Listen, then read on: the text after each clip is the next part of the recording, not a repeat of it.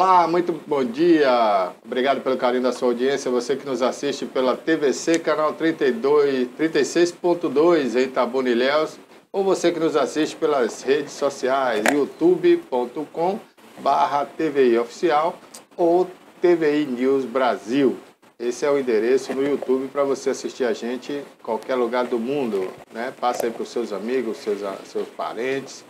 E nós temos também o nosso aplicativo, que é TVI Brasil, na loja de aplicativo, né, do seu celular. O Play Store está lá, TVI Brasil. E na Apple Store vai estar ainda esse mês à disposição, hein? Quando tiver, a gente vai avisar aqui para você. Bom dia, Caroline. Bom dia, Barbosa. Bom dia a todos que estão aí nos assistindo. Ok. Daqui a pouquinho tem um quadro Política na Veia aqui no programa. Vamos ter entrevistas também, não é isso, Caroline? Isso mesmo. Daqui a pouco teremos o dentista, ele que vai estar falando aí sobre mitos e verdades da escovação. Ok. Tem dicas para você, né? Vamos falar também direto de Vitória da Conquista com Gustavo Magalhães, que tem entrevistado lá hoje, direto do estúdio da Mega Rádio. E vamos ter também a Carolina Melo, né? Carolina Melo, essa aqui é a Carol Castro, e a Carolina Melo vai trazer para a gente as informações, né, que estão aí no nosso aplicativo da TVI, em parceria com o maior jornal do Norte e Nordeste do Brasil, Jornal à Tarde. Bom dia, Carolina. Bom dia, Barbosa. Bom dia a todos que estão no estúdio. É isso aí. Nós temos a nossa parceria com o Portal à Tarde. Ele que tem notícia atualizada 24 horas. Você aí de casa que quer ficar por dentro das notícias aqui da nossa região, é só abrir o Portal à Tarde. Aqui, como vocês podem ver, ó, é bem simples o portal. Assim que você abre, você já tem aqui as notícias, né, as manchetes. Eu vou estar clicando aqui nessa notícia. Jaguaquara, ao deixar a prefeitura, ex-primeira-dama ganha um cargo público. Basta você clicar em cima da notícia que você vai ter ela completinha. 3 dias após deixar a prefeitura de Jaguaquara, onde atuava desde 2013 no cargo de secretária municipal de desenvolvimento social, a ex-primeira-dama Geisa Martinelli já ganhou um novo cargo no serviço público. As informações são do blog Mário Fran. É isso aí. Carolina, tem mais informações, inclusive, sobre a violência, né, em Salvador. Sim. Ontem uma senhora foi baleada, né, está em estado grave. Tem sim, aqui, ó. A adolescente é baleada e morta durante assalto também no centro de Salvador. A violência, né, cada vez pior aqui na nossa capital, Salvador. Jovem de 14 anos estava a caminho da escola quando foi abordada por mulheres armadas. É isso aí. Aqui em Itajuípe também, entre Ilhéus, Itabuna e Itajuípe, né, um rapaz trafegava em sua moto ontem. Foi vítima aí de tentativa de homicídio, né? Não se sabe se para roubar a moto ou por outro motivo, a polícia está investigando.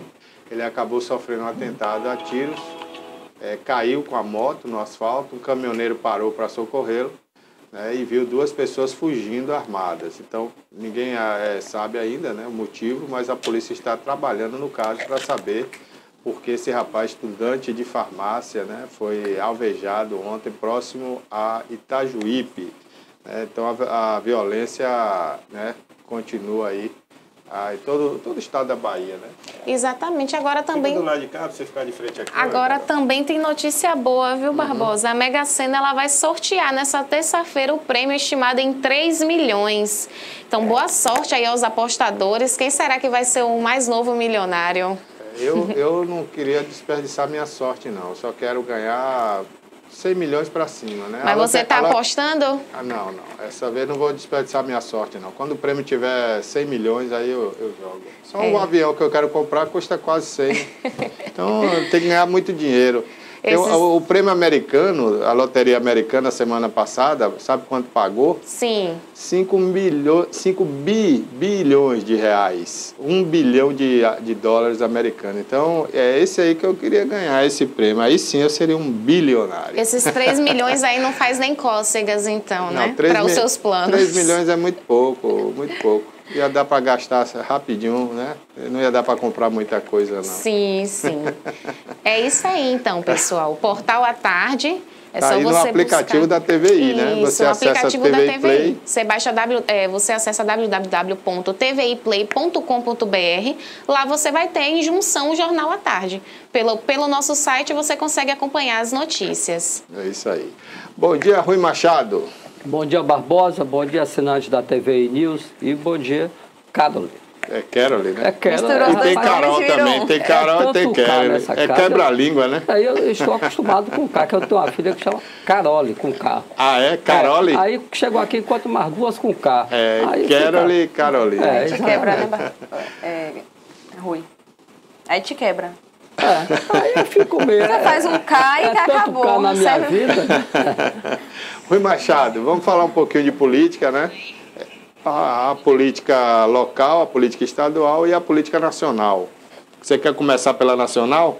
Nós tivemos agora, Rui, essa semana, a desistência do Bivar, né? Que ele é um dos fundadores aí do ex-partido PSL, que foi o que Bolsonaro foi eleito. O Marcelo Bivar, ele era candidato a presidente, mas desistiu, colocou duas mulheres e agora está sendo paquerado aí pelo PT. Mas só que do lado de cá, o partido hoje não é mais só dele, né? O partido foi unido aí com o partido que a Semineto comanda aqui na Bahia, que era o Democratas, e hoje o partido se tornou União Brasil. Então ele não toma mais decisão sozinha, né? Tem uma turma do antigo Democratas que quer a candidatura do ex-ministro de Saúde, o Mandetta, né? Que fez aquela palhaçada toda na época da pandemia. E tem uma outra turma que não quer apoiar nem Lula nem Bolsonaro, quer ficar em cima do muro, como é o caso de ACM Neto, ou até nem apoiar Bolsonaro e seguir carreira solo. Aqui na Bahia, por exemplo, o ACM Neto não apoia Bolsonaro, porque o João Roma é candidato do Bolsonaro. E aí, Rui, na sua opinião, o PT, né, nas pesquisas hoje desponta como favorito a ganhar a eleição no segundo turno, mas está costurando várias alianças, diferente de Jair Messias Bolsonaro, que tem aliança apenas com o pessoal do PL e do Centrão. Barbosa, o Bivar já era de conhecimento de todos do mundo político que o Bivar não seria candidato à presidência da República. Ele tem na mão o maior fundo eleitoral dos partidos, quase 1 bilhão. Tá? Então ele disse, não, eu sou o candidato. Para ele administrar esse fundo e fazer uma bancada federal muito grande. Essa é a intenção dele, é a intenção do partido na realidade. Agora, quanto a apoiar, acredito que ele e que Neto e muitos outros do partido não venham tomar uma posição no primeiro turno. Porque essa eleição tudo indica que vai para o segundo turno. Né? Vai para o segundo turno. Aí é que eles vão se posicionar para ver quem dá mais. Na política sempre foi assim, tanto nacional, estadual e municipal. É quem dá mais, tá? Então o Bivar e o grupo dele do partido está nessa espera que ocorra logo as eleições e que o segundo turno venha por aí. Aí é outra rodada de negociações com um tempo totalmente curto.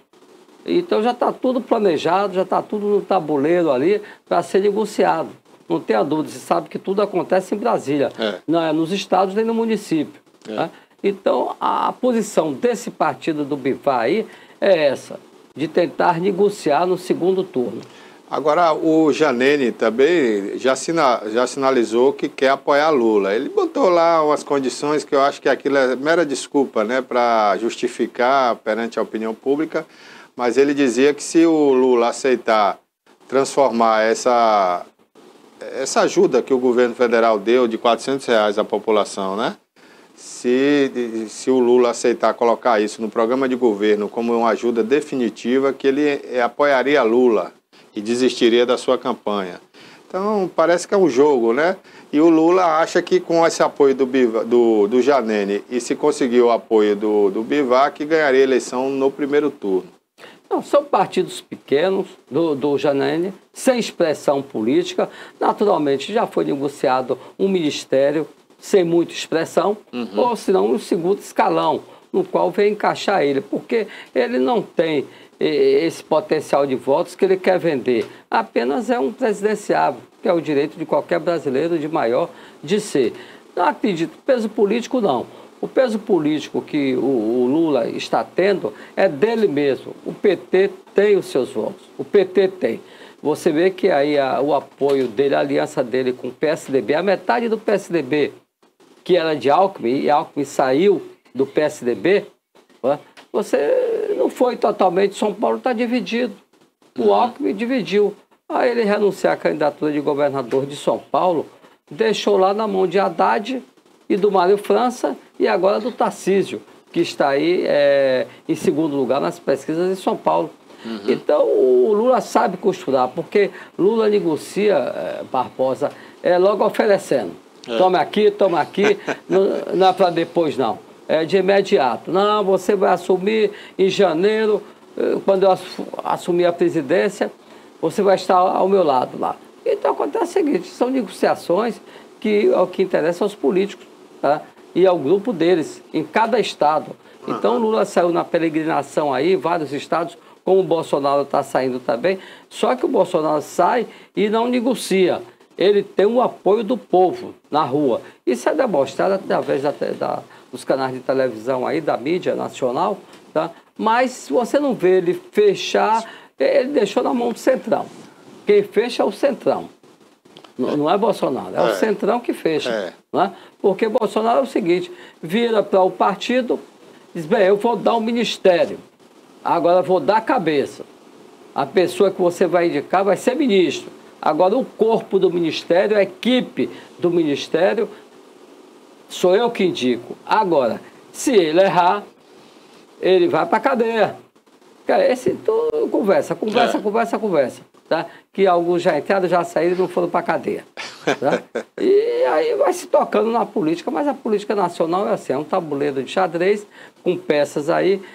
Cada mudança de peça é uma mudança de atitude de presidentes de partidos. Tá? Você vê que agora em Curitiba, o Moro, que já rodou, como juiz foi um excelente juiz, um magistrado de primeira linha. O Lava Jato, acho que todo brasileiro aí está sentindo falta, porque todos os dias você acordava aí com a equipe da Polícia Federal batendo na porta de um corrupto. Certo? E o presidente Bolsonaro acabou com a Lava Jato. Acabou. E o Moro perdeu para eles, tá? Perdeu para eles aquela credibilidade. Como rapaz, que é feito um processo em Curitiba, na primeira e na segunda instâncias, passado pela mão de mais de 20 juízes, e depois um membro da Suprema Corte diz, não, está inválido. Inválido como? Não existe isso. Nós sabemos que é questões políticas. Tem vários ministros ali que foram colocados pelo presidente Lula, pela presidente Dilma, e tem compromisso, pelo menos um compromisso moral com quem o nomeou. Tá?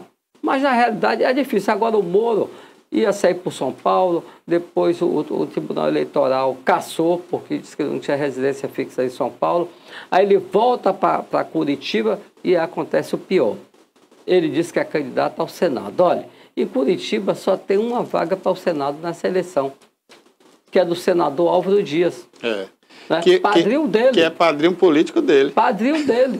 E agora, como é que faz? Ele vai disputar a cadeira do Senado com o padrinho dele? Vai apunhalar? Será que aprendeu em tão pouco tempo a ser traidor, a coisa que ele nunca foi? Tá? É estranho. Aí fica a interrogação.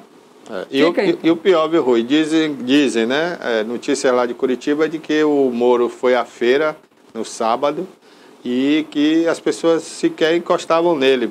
Poucas pessoas, né? Para falar com ele. Como é que um político, né? Sai na rua e o povo não fala com ele, não chega perto, não abraça. Não, e chegou a ser um ídolo no Brasil. O Moro, pelo seu comportamento jurídico, suas penalidades em cima aí dos corruptos, mas acabou, foi entrar na política, começou mal. Você vê que o Moro não tinha nem aproximação com o Bolsonaro, recusou a pegar na mão de Bolsonaro no aeroporto de Congonhas, no período de eleição. Quando foi apresentado, o Bolsonaro estirou a mão e ele continuou com a mão baixa. Que não precisava isso, né? Não precisava isso. Acontece que ele aceitar ser ministro da Justiça, saiu de uma carreira brilhante de 23 anos, do magistrado, para ser ministro da Justiça. Eu acho que o trajeto político dele, houve erros no trajeto político dele, mas sem tirar o mérito do homem de bem, do juiz competente e honrado que foi. Né? Agora vamos aguardar. E outra coisa que eu acho que foi outro erro político dele, foi colocar a esposa dele como pré-candidata a deputada federal. Aí, meu irmão, Então você vê que Aí perde apoio de todo lado, né, Rui? perde. Primeiro ele já começou o seguinte, se o pessoal do PT não gostava dele, porque ele prendeu a maioria do PT, né? Claro que os militantes do PT não gostam dele. Aí ele entra na política naquela ala que gostava dele, que era o pessoal que não era do PT, não eram seguidores do PT. Então ele decepciona essa turma porque acabou saindo do governo Bolsonaro falando mal. Então os seguidores de Bolsonaro que não gostam do PT também passaram a não gostar do Moro. Então ele ficou numa situação que nem de um lado nem do outro e ficou uma minoria no meio. Arranjou dois inimigos. Dois inimigos. Adversários políticos fortes. Agora você vê o seguinte, na eleição o Bolsonaro prometia a bandeira da corrupção, acabar com a corrupção. E ele acabou com essa bandeira. Foi ele que acabou. Começou esvaziando a própria proposta do Moro no Congresso, né? Exatamente, ele junto com o presidente do Congresso. As mudanças na Polícia Federal, no Rio de Janeiro. Aquela lei que seria a lei anticrime, né? Exatamente. Esvaziou aquilo ali. Esvaziou, então essa bandeira o Bolsonaro não pode mais carregar de moralidade. Não, ele acabou com a Lava Jato. Ele acabou com a Lava Jato. É verdade. Tá? E também, eu não vou dizer que ele acabou com o Moro, que o Moro vai ser o eterno juiz de boas sentenças. Mas, quando pendeu para o lado político, foi ele que se destruiu, que não era o dele. Tá? Ele aguardasse, ficasse mais um tempo a mais como juiz, aplicando suas penas, porque aí é que seria uma briga dele com o presidente da República. Porque ele ia continuar ativando a Polícia Federal, indo em cima da corrupção, mas aí o que é que o Bolsonaro ia fazer? Ia brigar com ele, mas ele tinha poder, era juiz. E tudo isso foi por água abaixo. Esperamos que um dia venha outro presidente com essa bandeira aí do Moro e venha enquadrar o país. Que o país ia tão bem, rapaz. Todos os dias você deixou de ver aquelas pessoas necessitadas, mas que praticavam o crime, talvez por vício ou por necessidade, mas era o que... para ver pessoas ricos, bastante empresários conceituados no mundo empresarial, na cadeia. Essa foi a marca do Moro, mas vamos aguardar. E o Bolsonaro, inclusive, ele acabou interrompendo com a Lava Jato justamente para encobrir os erros dos filhos, né? Porque ele não queria que os filhos dele fossem investigados.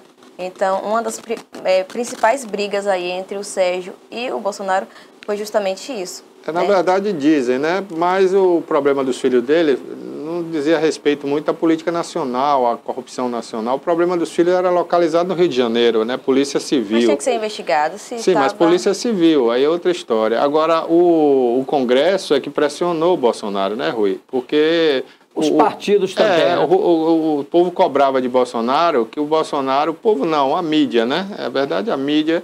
que Bolsonaro não negociava com o Congresso, que não tinha diálogo com o Congresso.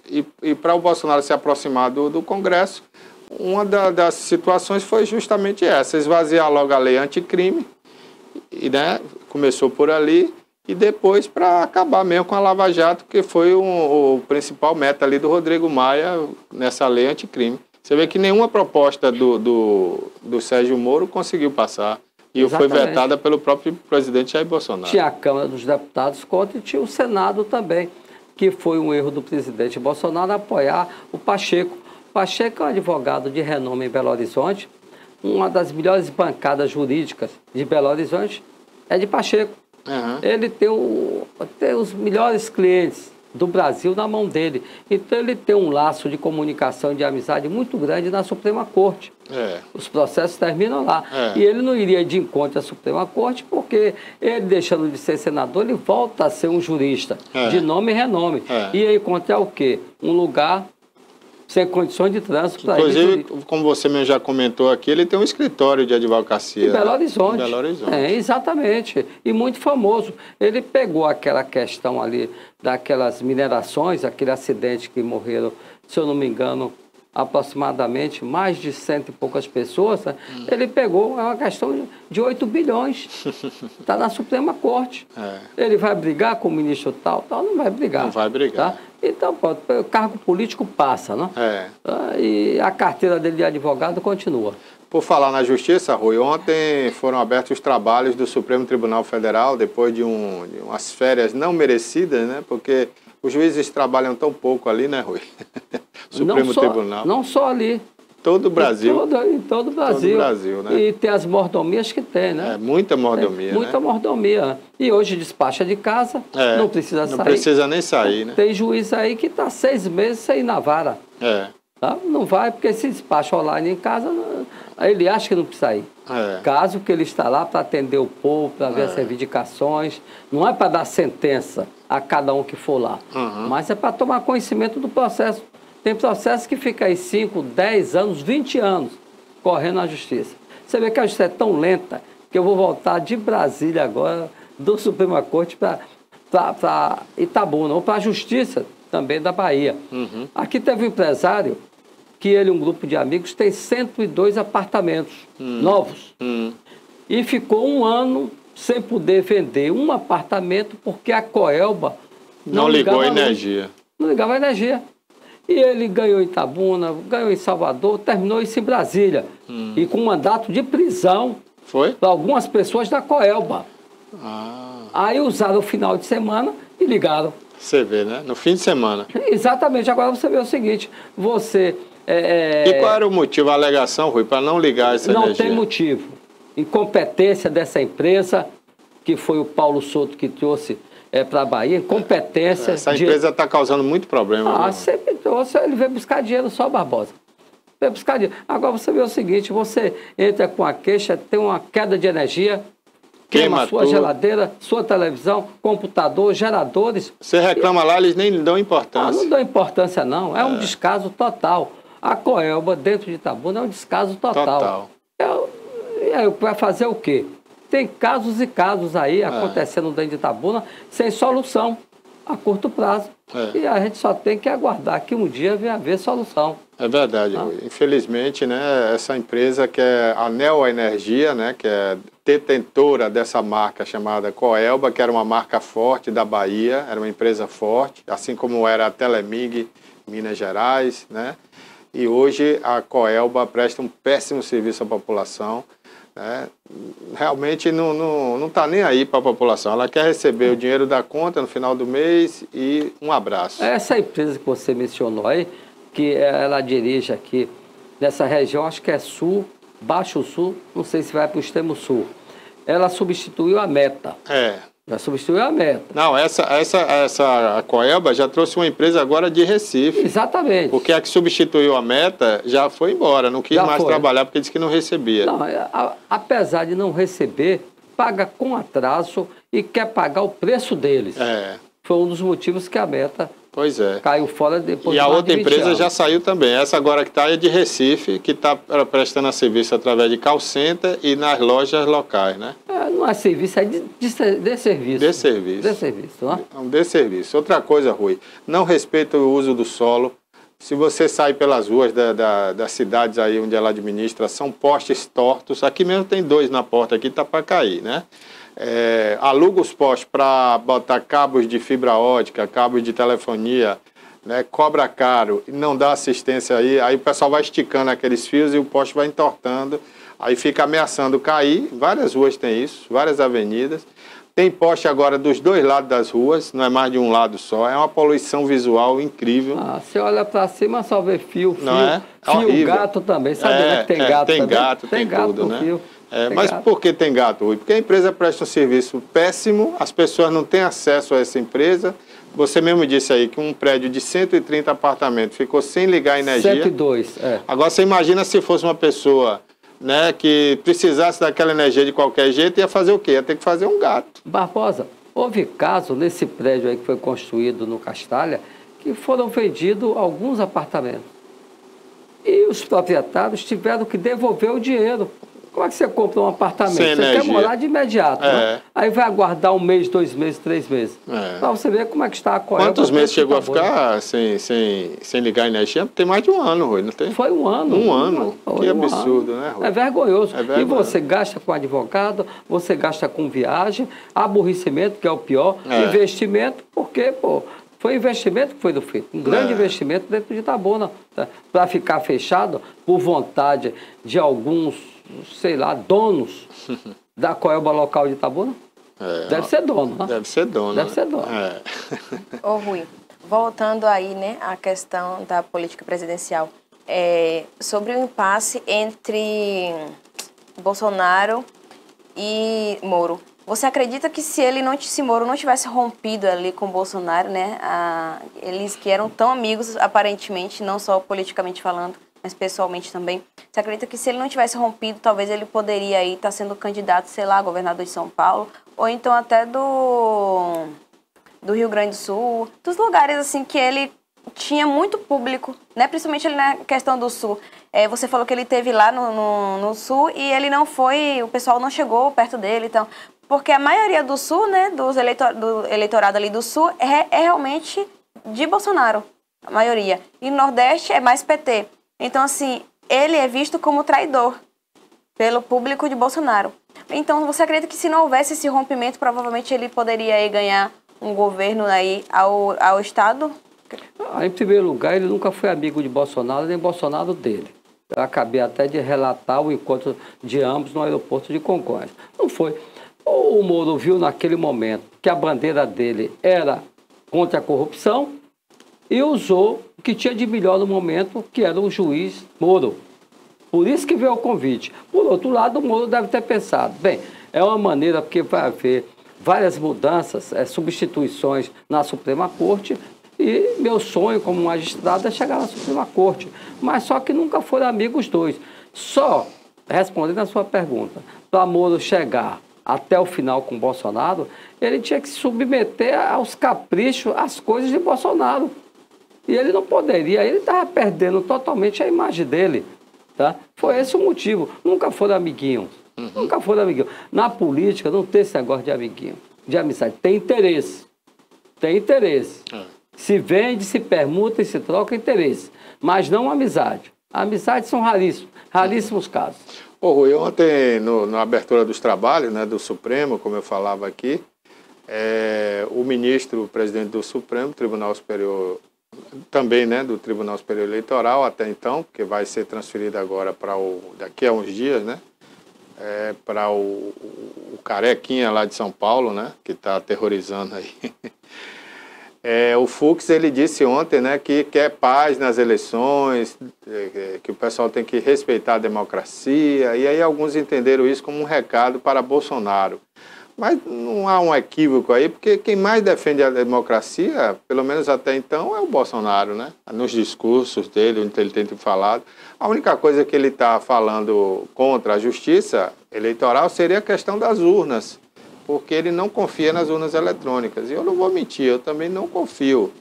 Embora eu nunca vi, não tenho prova de nada, eu vejo apenas falar, né?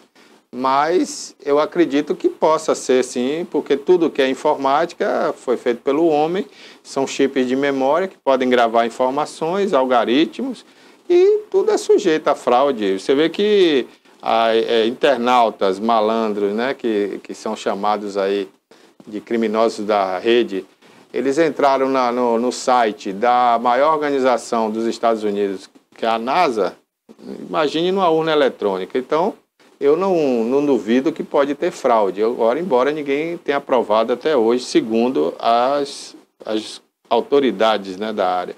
Então, o que Bolsonaro fala é sobre essa insegurança das urnas. Isso seria um ato antidemocrático? Cada um interpreta a justiça e interpreta de um jeito, né, Barbosa? O que acontece é o seguinte, o papel da Suprema Corte é sentenciar, não é fazer política. E hoje nós vemos aqui que no Brasil a Suprema Corte aqui aparece mais do que qualquer artista da Globo. É verdade. Quer aparecer, e não é isso, tá?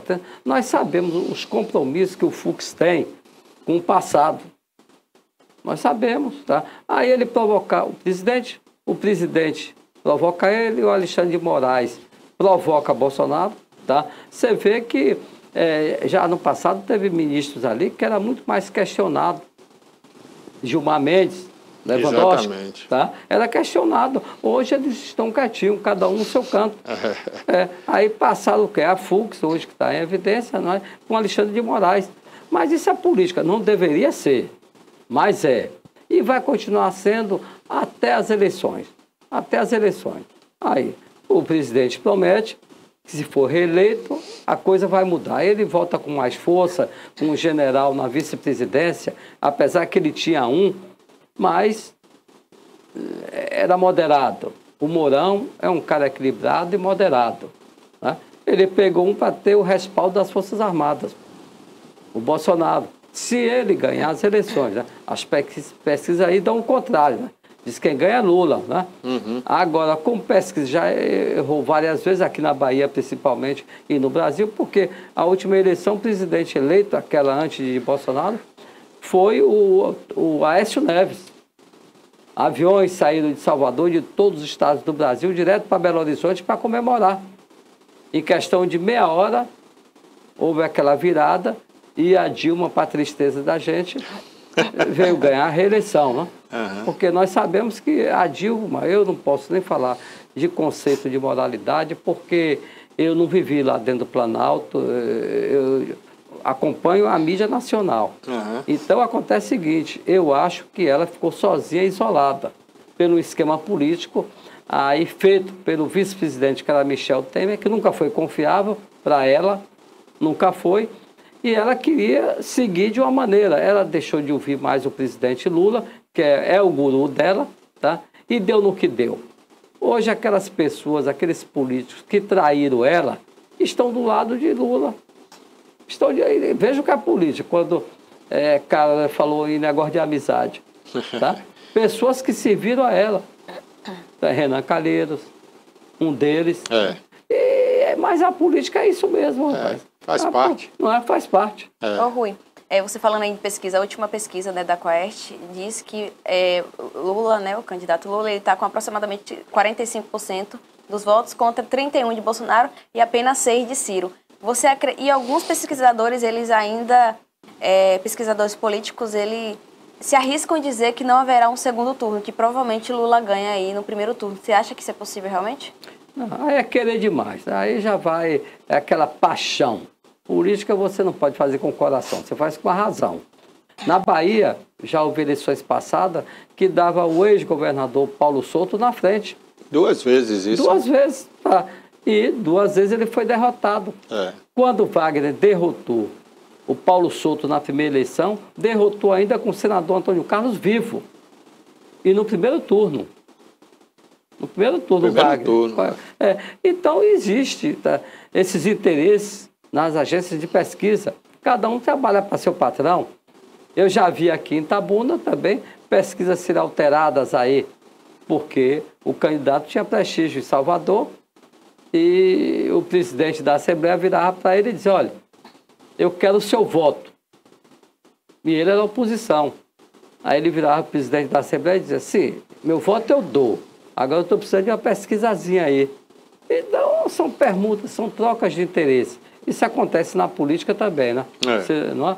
Aí você perde a credibilidade em pesquisa. Exatamente. E a população brasileira pode ter surpresa aí na eleição, porque a gente vê um movimento muito grande contra o atual presidente e a favor do PT.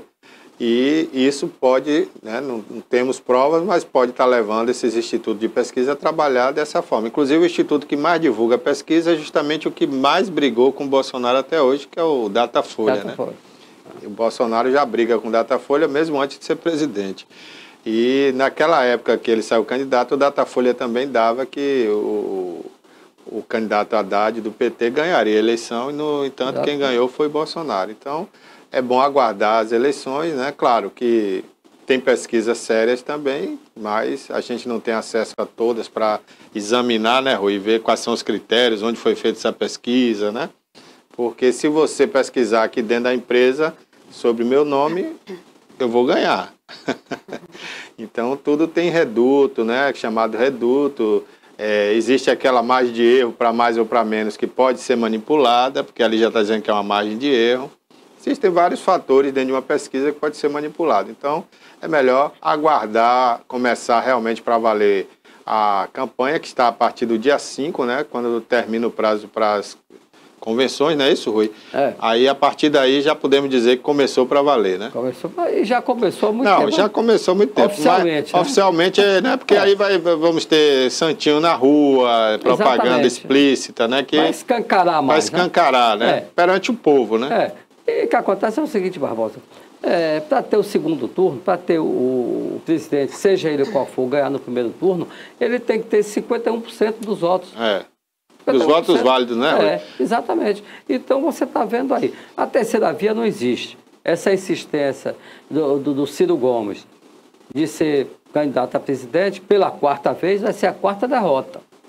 Porque ele ficou sozinho, e eu não vejo condição nenhuma.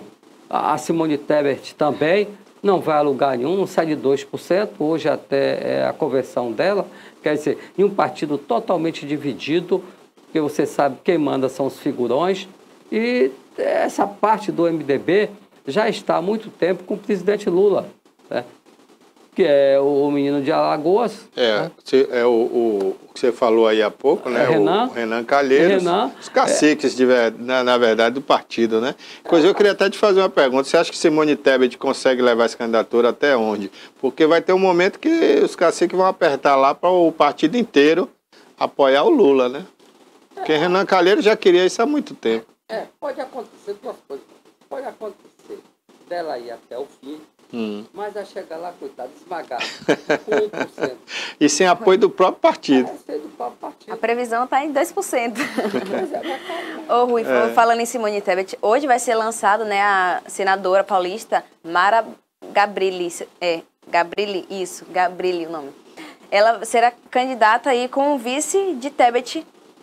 Você acha que essa foi uma estratégia para ver se ela consegue mais um pouquinho, ou foi porque realmente nenhum homem aí estava, por causa da resistência, né, dela até se candidatar, na verdade, ela teve resistência dentro do próprio partido dela. Não teve outra opção, ou foi uma estratégia para conseguir chegar um pouquinho mais acima? O que acabamos de dizer, o partido não está na mão dela, está na mão da maioria. E a maioria já se posicionou ao lado do ex-presidente, tá?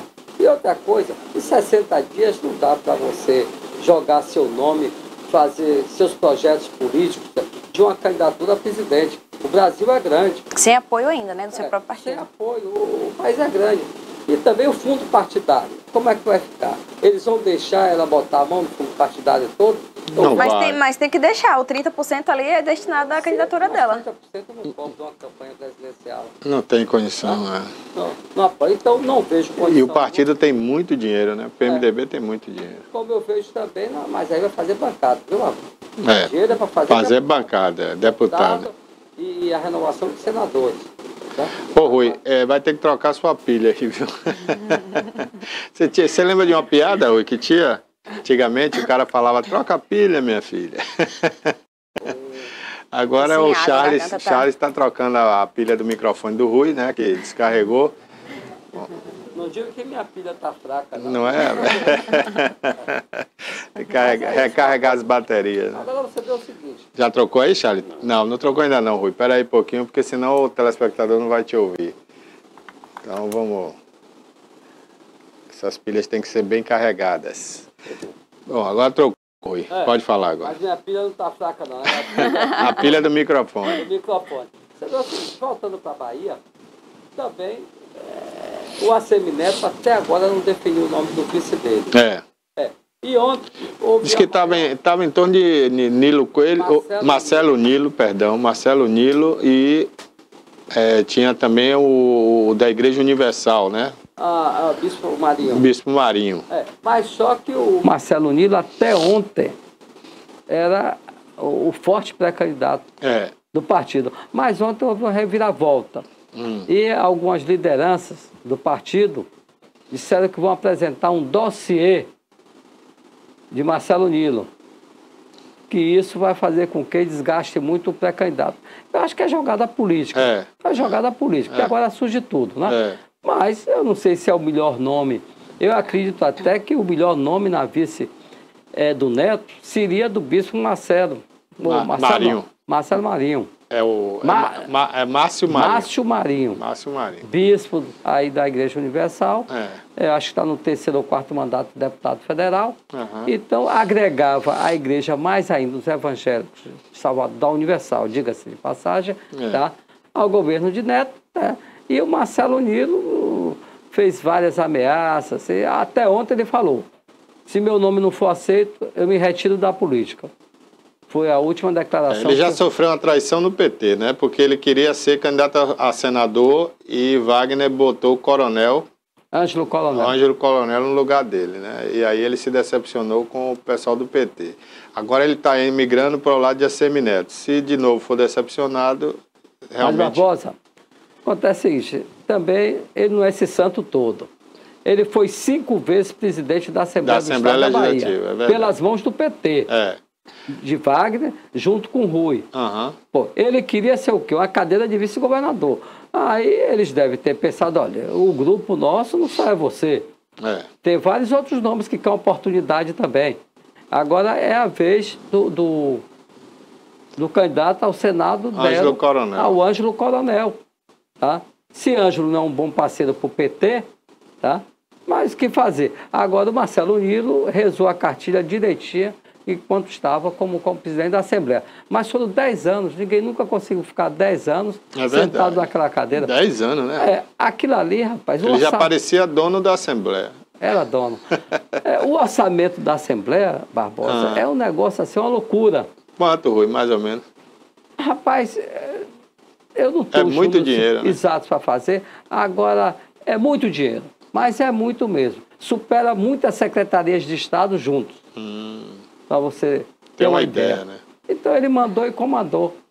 Então chega um momento, rapaz, o poder tem limite. Tem limite, Tem limite. Ô, Rui, se fala, né, principalmente os militantes da esquerda, de que a eleição está ficando já e deve ficar polarizada aí entre João Roma e Jerônimo, seguindo a política nacional que polariza Bolsonaro e Lula. E o PT quer essa polarização, né? Mas como fazer isso se a pesquisa está dizendo que a Assemineto está disparado na frente? Barbosa, eu acredito ainda na minha pesquisa visual e de informações muito secretas, que quem vai aí é o Neto. Se não ganhar no primeiro turno, ele pode ir com o Jerônimo. Porque não é o Jerônimo. Jerônimo, só existia um Jerônimo que era conhecido na Bahia, que era aquele Jerônimo, o herói do sertão. Né? Esse ninguém conhece, mas os outros são do PT. O PT tem esse percentual. Então, eu acredito que o PT chega aí a um percentual aí de seus 30%. 30%, né?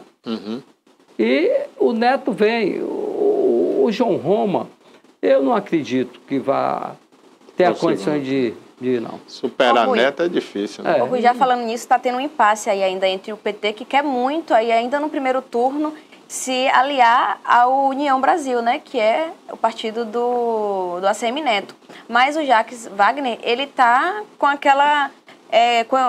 ele não quer permitir que isso aconteça porque provavelmente o Jerônimo ele sai aí da corrida. Então, assim, ele não quer ter a hipótese de não ter alguém fixo, assim, como é que eu posso falar, publicamente explícito, que é do partido do PT. Porque, querendo ou não, a Assemineto, por mais que ele estivesse ali coligado, né, com acordo com o PT, ele não vai ser do partido do PT. Ninguém pode falar que existiu acordo, porque nós não sabemos, né? Existem comentários e que a própria oposição fica botando em choque os pré-candidatos. Mas eu acho que o Neto foi um dos melhores, depois do avô dele, um dos melhores gestores da capital. Dizem até que foi melhor do que o avô, dizem, né? Porque Antônio Carlos pegou aquele centro administrativo, fez a paralela, tirou a cidade velha e jogou transferiu ali. A rodoviária, né? Tudo. Exatamente. Mas foi um bom gestor, o Neto não tem a ver, Para a época foi excelente. O melhor do Brasil, classificado. Então, esse negócio de querer ligar o nome de Neto ao PT, isso é uma provocação política que nós sabemos. Agora, não faz sentido, não. Não faz. Agora, o Roma é um desconhecido, para a Bahia é um desconhecido, pode ser um bom técnico, tanto é que foi para o Ministério. Mas eu acho que para você percorrer 413 municípios na Bahia e em 90 dias é impossível. É impossível. Você fechar com 417 prefeitos, 417 vice, 400 presidentes de Câmara, é quase impossível. Eu acho que ele está confiando no nome de Bolsonaro, que é conhecido no Brasil inteiro, para ele pongar nessa história no momento do programa eleitoral. Mas 15, 20 dias de programa na televisão não vai fazer essa mudança, eu não acredito. Ô Barbosa, e tem outra coisa, vamos ser claro aqui, que aqui ninguém vai declarar partido, isso, aquilo, o voto é secreto. Mas acontece o seguinte, a maioria dos eleitores da Bahia são petistas. Uhum. Já aprovou nas Já eleições aprovou passadas. nas eleições passadas, exatamente. Então você não pode ir de uma hora para outra, porque Aqui mesmo na região, Bolsonaro só ganhou em 2 cidades, né? Buerarema e Itapetinga. Para você ter ideia, Rui Costa foi o melhor governador que o sul da Bahia já teve. A Bahia toda. A Bahia toda. Você pode Quem mais construiu o hospital, Rui, e a policlínicas, né, para atender a população carente, né? É fechado, tem um temperamento diferente do Wagner. Que o Wagner é carioca, é bonachão, chega, abraça, beija, promete, não cumpre, brinca. Né? Mas o Rui é outro comportamento e deu certo. Eu lembro quando o Rui esteve aqui, pré-lançamento da candidatura dele no ABB, ele pouco falou. Não se expressava bem, não era bom orador, diga-se de passagem. É verdade. Mas hoje é um professor. Coisa que o professor, que é atual pré-candidato a governador, o Jerônimo, professor. Não fala, né? Ele não sabe. Não tem hoje aquele discurso de Rui. Tá? Agora, nego chegar porque não voto no PT, porque esqueça. A pessoa que eu estou falando de Rui Costa. Tá? Esse aí sim. Foi. Você vê que Ilhéus, rapaz, fez uma política diferente, totalmente de Itabuna. E Ilhéus foi contemplada, porque o ex-prefeito Javes Ribeiro foi prefeito de 4 mandatos em Ilhéus, uma boa pessoa, um bom professor. Agora, não foi esse grande gestor. Na realidade, deixou a desejar, porque a topografia da sede do município, da cidade de Ilhéus, é uma topografia complicada, porque é toda morrada, isso, aquilo. E o terreno é arenoso, né? Você tinha que fazer o quê? Escadarias, como tem no Rio, em Salvador, isso, aquilo, implantar isso aí. E outra coisa, deixar aquela cidade velha, a cidade mais velha de Ilhéus, que é o centro da cidade, com ruas apertadas, sem planejamento, e fazer como o atual prefeito fez. Jogou para as 2 pontas, que Ilhéus é um avião, asa norte e asa sul. E todas as duas, você hoje não pode falar, a sul está bonita, está isso, aquilo. Agora a zona norte de Ilhéus vai crescer muito. Com o porto, a inauguração do porto, vai trazer empresas ali vai ficar o setor pesado, como se fosse um centro industrial. É verdade. Né, de Ilhéus. E a outra é o centro de lazer de Ilhéus. Moradia, lazer. Agora, inclusive já estão fazendo vários condomínios ali, né? Nós sabemos que Itabuna é uma cidade maltratada, desde quando ela surgiu. Sem planejamento, né? Sem planejamento. Ela tem bonita só aquilo que no passado nós chamávamos de Rio Cachoeira, que hoje é o esgoto Cachoeira. Então é uma cidade triste, porque ninguém quer investir embaixo da terra, porque ninguém vê, o eleitor não vê. Mas o saneamento é preciso, rapaz. Você fazer o saneamento, você investir. A despoluição do Rio Cachoeira tem que ser feita também. Eu acredito que esse projeto que está sendo elaborado pela secretária de governo, Sônia Fontes, que muito competente, era da equipe de ACM Neto, e tem mostrado grande disposição em Itabuna. Espero que o prefeito apoie ela do começo ao fim. Esse projeto, por qual a Câmara aprovou 150 milhões, 30 milhões de dólares, se boa parte desse projeto for para saneamento e despoluição do Rio Cachoeira, eu acho que aí o prefeito Augusto Castro termina seu mandato com um grande legado. Pelo menos eles disseram aqui, né, que o projeto contempla ali, Rui, uma avenida à margem do Rio Cachoeira, nas 2 margens, né, que seriam as marginais, para tirar aqueles moradores ribeirinhos, fazer um saneamento ali para já coletar o esgoto ali do Rio Cachoeira e trazer essa avenida que seria um vetor de desenvolvimento, né, de lá da BR-101 até o centro de Itabuna. Do Berilo, começa no Berilo. E com essa a ponte nova na Mangabinha. Começa no Berilo, passa pelo fundo da Espora de Ouro, É aquelas casas da CEPLAC e segue até a ponte da BR-101. Isso já era um projeto do ex-prefeito de Itabuna, Baldo Dantas, no qual houve até indenizações de algumas casas ali na entrada do Berilo. Hoje tem barraca de acarajé, tem os barzinhos, isso, aquilo. Ali era cheio de residências. O prefeito Baldo Dantas indenizou e muitas foram demolidas. Tá? Aquilo era feio ali, não era ruim? E depois reconstruída. Tá? Então ficou, porque o mal de qualquer administração, de qualquer cidade, é o prefeito atual iniciar um projeto... E o outro não conclui. Não conclui, agora, é dinheiro jogado fora. Chegou ainda a tirar muitas casas ali. Ali próximo à ponte Lacerda, ali tinha muita casinha, barraco, né? Tirou tudo ali. Hoje é uma praça ali. Tem né? aquela baixada ali, chegando na Mangabinha ali também, que houve o saneamento, o balde de saneamento... Ele fez um bom trabalho em Itabuna, não tem a dúvida. Foi quem mais fez saneamento, né? Ele e Fernando. Na Califórnia, na rodoviária, na Mangabinha, mas só que nessa enchente agora... A rodoviária agora... foi Fernando. Hein? A rodoviária foi Fernando ali. Também. O Baldo também fez, né? O Baldo, que veio do Santo Antônio. O Baldo. Então, o Baldo investiu muito em saneamento, não tem a dúvida. Tá? Tinha uma equipe também competente e fez o serviço que tinha que fazer. Mas foi prefeito de um período maior que os outros, né? Eu acho que o período de Ubaldo na prefeitura foi 6 anos, né? Foi quando houve aquela prorrogação. Teve um mandato de 6 anos. Exatamente, houve a prorrogação de mandato. É verdade.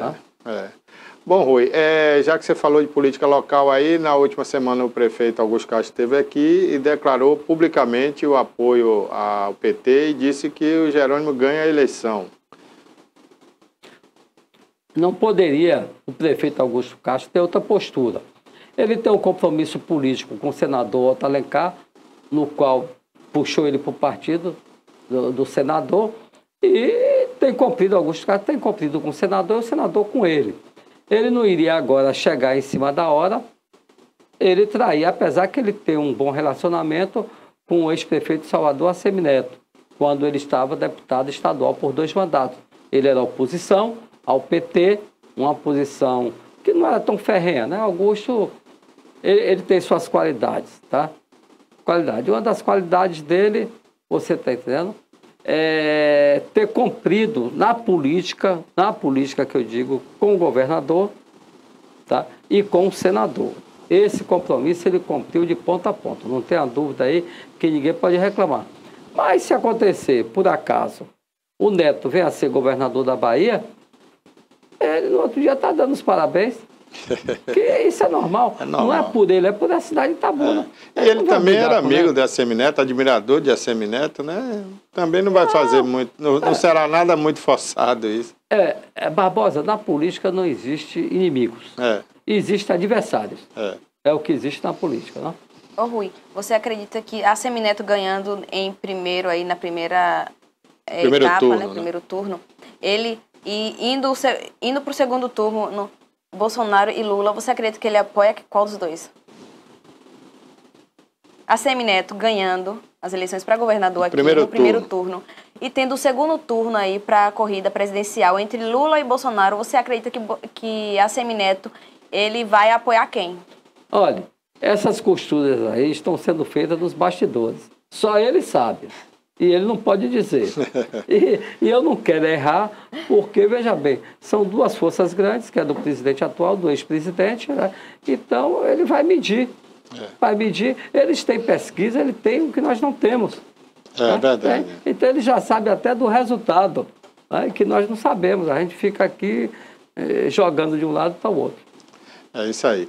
Bom, Rui, estamos terminando aí, né, o quadro Política na Veia desta terça-feira e eu queria só fazer uma pergunta em relação à Câmara de Vereadores, né? Já estamos completando quase 2 anos aí na gestão do Erasmo Ávila como presidente, né? Tem muito vereador que sequer está sendo conhecido pela população, parece que o pessoal some, desaparece, né? E na sua época você foi vereador, foi presidente daquela casa por 2 anos na última gestão, e chegou até a fazer um projeto para mudar a Câmara de endereço, inclusive tirando a invasão do terreno que pertencia ao município, né? E fazendo um trabalho de terraplanagem. E depois, Rui, os outros que passaram pela Câmara de Vereadores, de lá para cá já passaram, acho que 4 presidentes de Câmara, e ninguém mexeu mais nesse projeto, nessa ideia. Por que será, Rui? Barbosa, Em primeiro lugar, você tem que ter um projeto em mãos. O projeto foi feito pelos 2 maiores profissionais de Itabuna, Matheus Esquivel e Chico França. Eu escolhi os melhores de Itabuna. É verdade. No momento são os dois melhores. Era um momento... O Chico França como engenheiro civil e o Esquivel como arquiteto. Fez um projeto, tá? Então você precisa ver, rapaz, o plenário de 500 lugares, garagem subterrânea, isso, aquilo. Mas acontece o seguinte, eu parti para a reeleição de presidente. E aí o PCdoB entrou pelo meio, no qual, dentro da Câmara, ali eu tinha um bom relacionamento com o PCdoB, como tenho até hoje, mas só que eu fui traído por eles. E eu digo aqui porque quem assumiu naquela época foi Venceslau, não foi? Não, quem assumiu foi o Aldenes. Aldenes Meira. Aldenes Meira, que era do PCdoB. Que não deixou legado nenhum, porque dinheiro tem a Câmara, e muito. Eu devolvi naquela época 1.200.000 para a Secretaria de Educação, para pagamento, ajudar no pagamento do 13º. Eu peguei um terreno que tinha sido invadido pelo empresário de Itabuna com uma casa comercial e 2 prefeitos não tiveram coragem de enfrentar esse empresário. E eu falei, vocês me dão respaldo, autorização, e fui ao Ministério Público, fui muito bem recebido e consegui dar o despejo no invasor de um terreno público, né, que ele queria até uso capião, e depois fiz o projeto e caminhei, mas na reeleição o PCdoB me traiu. Aí eu perdi a reeleição. Porque você tendo um projeto em mão e no começo do mandato, você constrói. Porque a Câmara não pode construir nada. Você constrói com uma parceria com o prefeito, mas o dinheiro está ali. Era muito simples, rapaz. Eu chegava para o prefeito e dizia, olha, a partir de janeiro, você, quando fizer a remessa para a Câmara do dinheiro do DEODécimo, você vai reter aí R$200 mil. R$200 mil. Então eu teria R$200 mil para tocar a obra da Câmara. Todo mês. Todo mês. Mas não posso fazer. Ficou o projeto. A única coisa que eu espero, eu sei que um dia eu vou morrer, tá? É que eles lembrem que aquela avenida que eu abri no fundo do Itão... Que agora o prefeito disse que vai terminar, né? Porque vai inaugurar ali um fast food. Exatamente. Mas hoje ele não pode botar meu nome, porque eu ainda vou viver muito tempo. Se Deus quiser. Barbosa, um abraço para você, para os assinantes da TVI. E vamos voltar aqui na quinta-feira, se Deus quiser. Se Deus quiser. Um abraço, Rui. Foi o quadro Política na Veia aqui no TVI News, Caroline. Isso mesmo. Daqui a pouco entraremos com Gustavo, diretamente de Vitória da Conquista. Eu pensei que já era para dizer que o Gustavo estava pronto, mas acredito que não. Enquanto isso, vamos falar joias de Elvis Presley. Você que tem muito dinheiro aí. Vai ser leiloado. Eu não sabia. Vai ser leiloada. Onde está esse extrato aí que eu vou tirar agora? Quem gosta, né, de Elvis, não é do meu tempo não, mas eu gosto muito. Não é do meu tempo também, não. A gente sabe o quanto que ele amava, né, essas joias. E juntamente com sua ex-esposa, né, Priscila Presley, ela vai aí, ela que foi uma das pessoas que também desenharam diversas joias dele. Aí esse leilão, ele vai ter o leilão no dia 27 de agosto, está previsto para 27 de agosto. Então quem é apaixonado, né, tanto por joias quanto por Elvis, você vai ter aí a oportunidade de adquirir. Esses grandes mitos, né, o Elvis e o Michael Jackson, né, os seus fãs são tão ardorosos que eles falam até hoje. Elvis não morreu, Elvis, o rei do rock.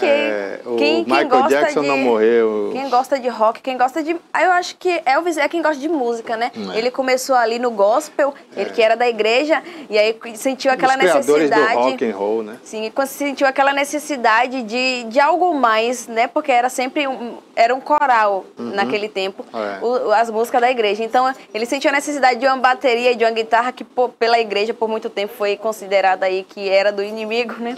E hoje a gente vê os rocks aí tocando dentro da igreja. Então ele fez história, né? Teve uma visão além e conseguiu ser aí um dos pais criadores do rock and roll. Graças a Deus existiu Elvis Presley pra gente ter aí esse ritmo, né? Esse gênero musical. Pois é. Se dinheiro tivesse, né? Eu queria ter alguma coisa aí de Elvis. Tá aí, deve ser leiloado, né? E muito dinheiro em jogo. Com certeza, né? Porque dinheiro. Não é só o valor, não é o valor da joia em si, é principalmente o valor agregado, né? O valor por ela serem usado por Elvis. E a Priscila, né? Presley, que é a a ex-esposa de Elvis, ela estava falando que ela decidiu, ela que é tutora dessas joias, ela decidiu leiloar porque, assim, ela viu muitas pessoas falsificando, né, e vendendo como se fosse de Elvis, como se fossem as joias que ele utilizavam aí nos seus shows, nos seus eventos. Então, ela, que estava com aquelas joias lá ali guardadas em casa, ela decidiu, não, vamos leiloar, já para ter essa questão também da memória de Elvis aí.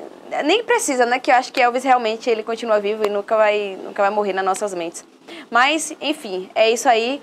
Que dera eu tivesse algum dinheiro, pelo menos eu ter um anelzinho para dizer. É isso aí. E então, agora vamos com o Gustavo. Vamos com o Gustavo, direto de Vitória da Conquista, terra do frio. Bom dia. Já tá guardando aí no seu cofre Gustavo, dinheiro para comprar dia 27 de agosto. Você que é DJ... Eu gostei do anel, bem discreto, né? Era bem discretinho. A gente andar, já imaginou andar numa rua aqui, Vitória da Conquista, com o anel daquele discreto, chamando a atenção, brilhando, parecendo fogos de artifício. Picapes, DJ. Os né? DJs gostam, né, de usar aquelas correntes, aquelas coisas, de ostentar. Não, aí o DJ aqui é DJ tio, DJ velho, ele já vai para as festas assim, de paletó, você vai ver, ou qualquer hora dessa você vai ver. No máximo tem um chapéuzinho, mas o DJ aqui é DJ tio. É aquele que só toca no começo, ou então não toca, porque negócio de madrugada eu não toco não. Ah, é? Eu sabia que você estava assim, né?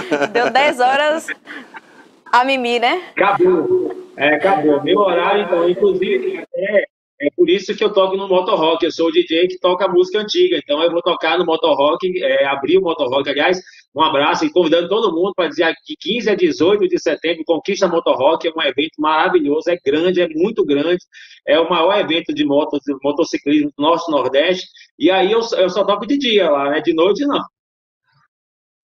Foi, Gustavo.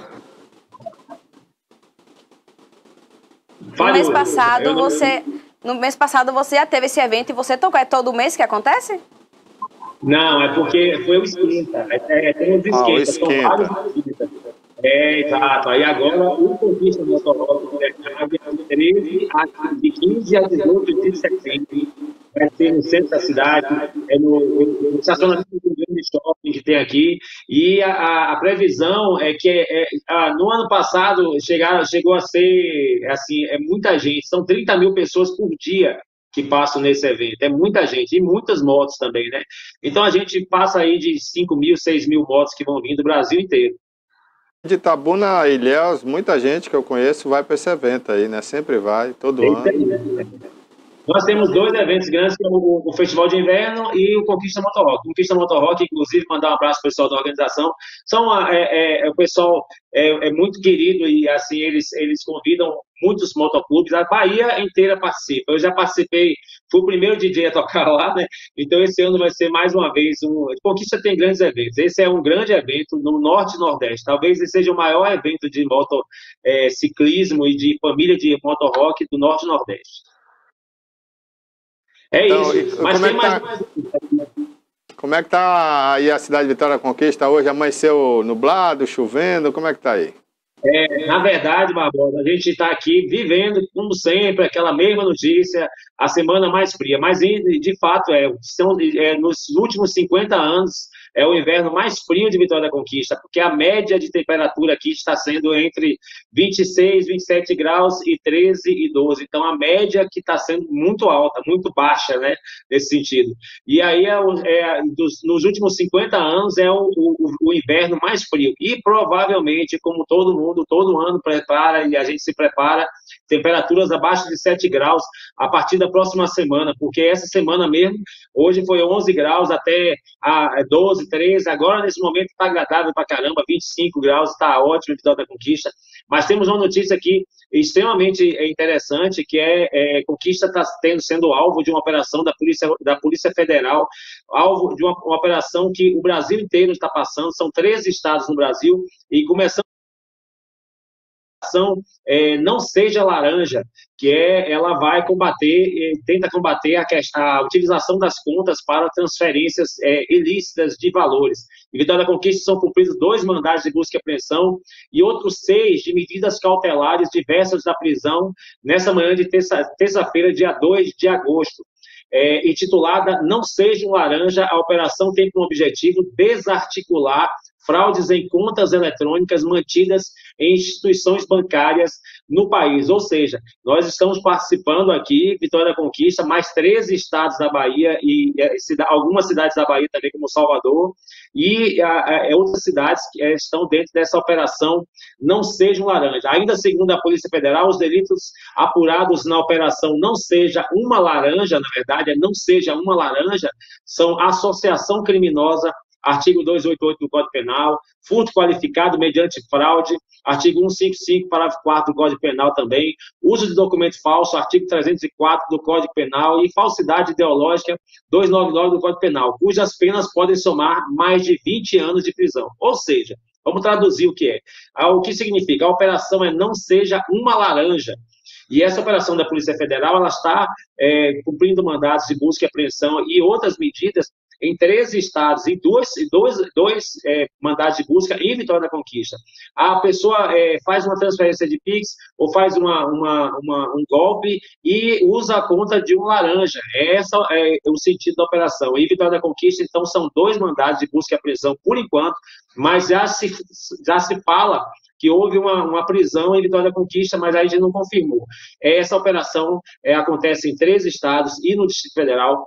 Foi uma solicitação da Federação Bancária Nacional, então é uma grande operação que está acontecendo, e aí essa imagem é diretamente de Vitória da Conquista, aqui, essa já é em Brasília, então a gente está participando desta operação grande em Vitória da Conquista.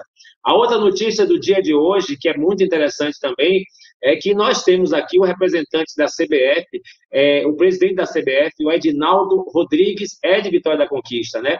O Edinaldo Rodrigues, ele foi presidente da Confederação Baiana, ele é muito conhecido aqui em Vitória da Conquista, é uma pessoa muito popular, ele ainda é realmente muito popular, frequenta os mesmos lugares há muitos anos, e é hoje o presidente da CBF.